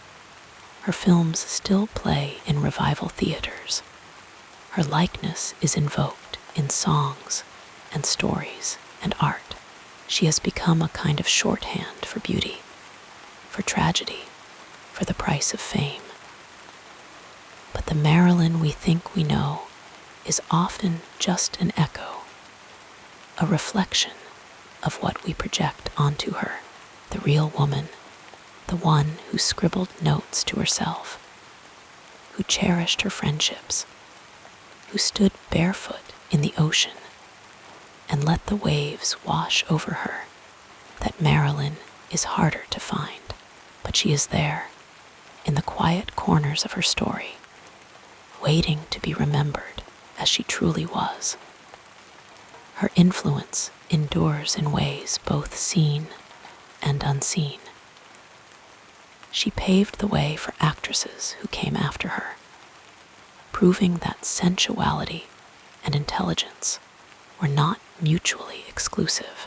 She challenged the studios, demanded better roles, and in doing so, cracked open a door for others to walk through. Pop culture still leans on her image, her mystique, but her deeper legacy is in the way she embodied the human struggle to be loved, to be understood, to matter. In that, she speaks to something universal, something timeless.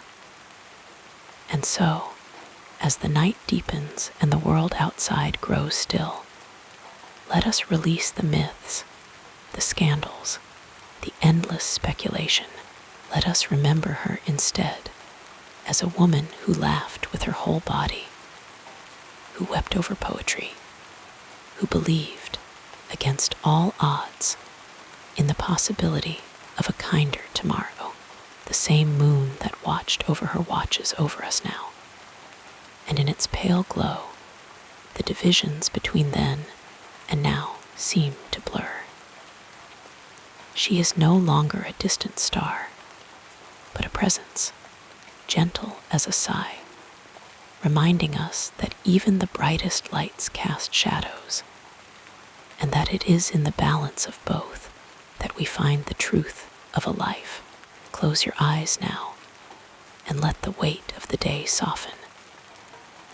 Imagine, for a moment, the sound of waves rolling onto a shore, the way Marilyn might have heard them in her quietest hours. The rhythm is steady, unhurried, pulling you deeper into rest. The air is cool, the night is patient, and somewhere beyond the edges of sleep, she is still there, not as a legend, but as a whisper, a fleeting warmth, a reminder that even the most luminous lives are made of ordinary, fragile, beautiful moments. Breathe in, breathe out. Let go. The night holds you as gently as it once held her, and for now, that is enough. Sleep well, dear listener. Sleep well.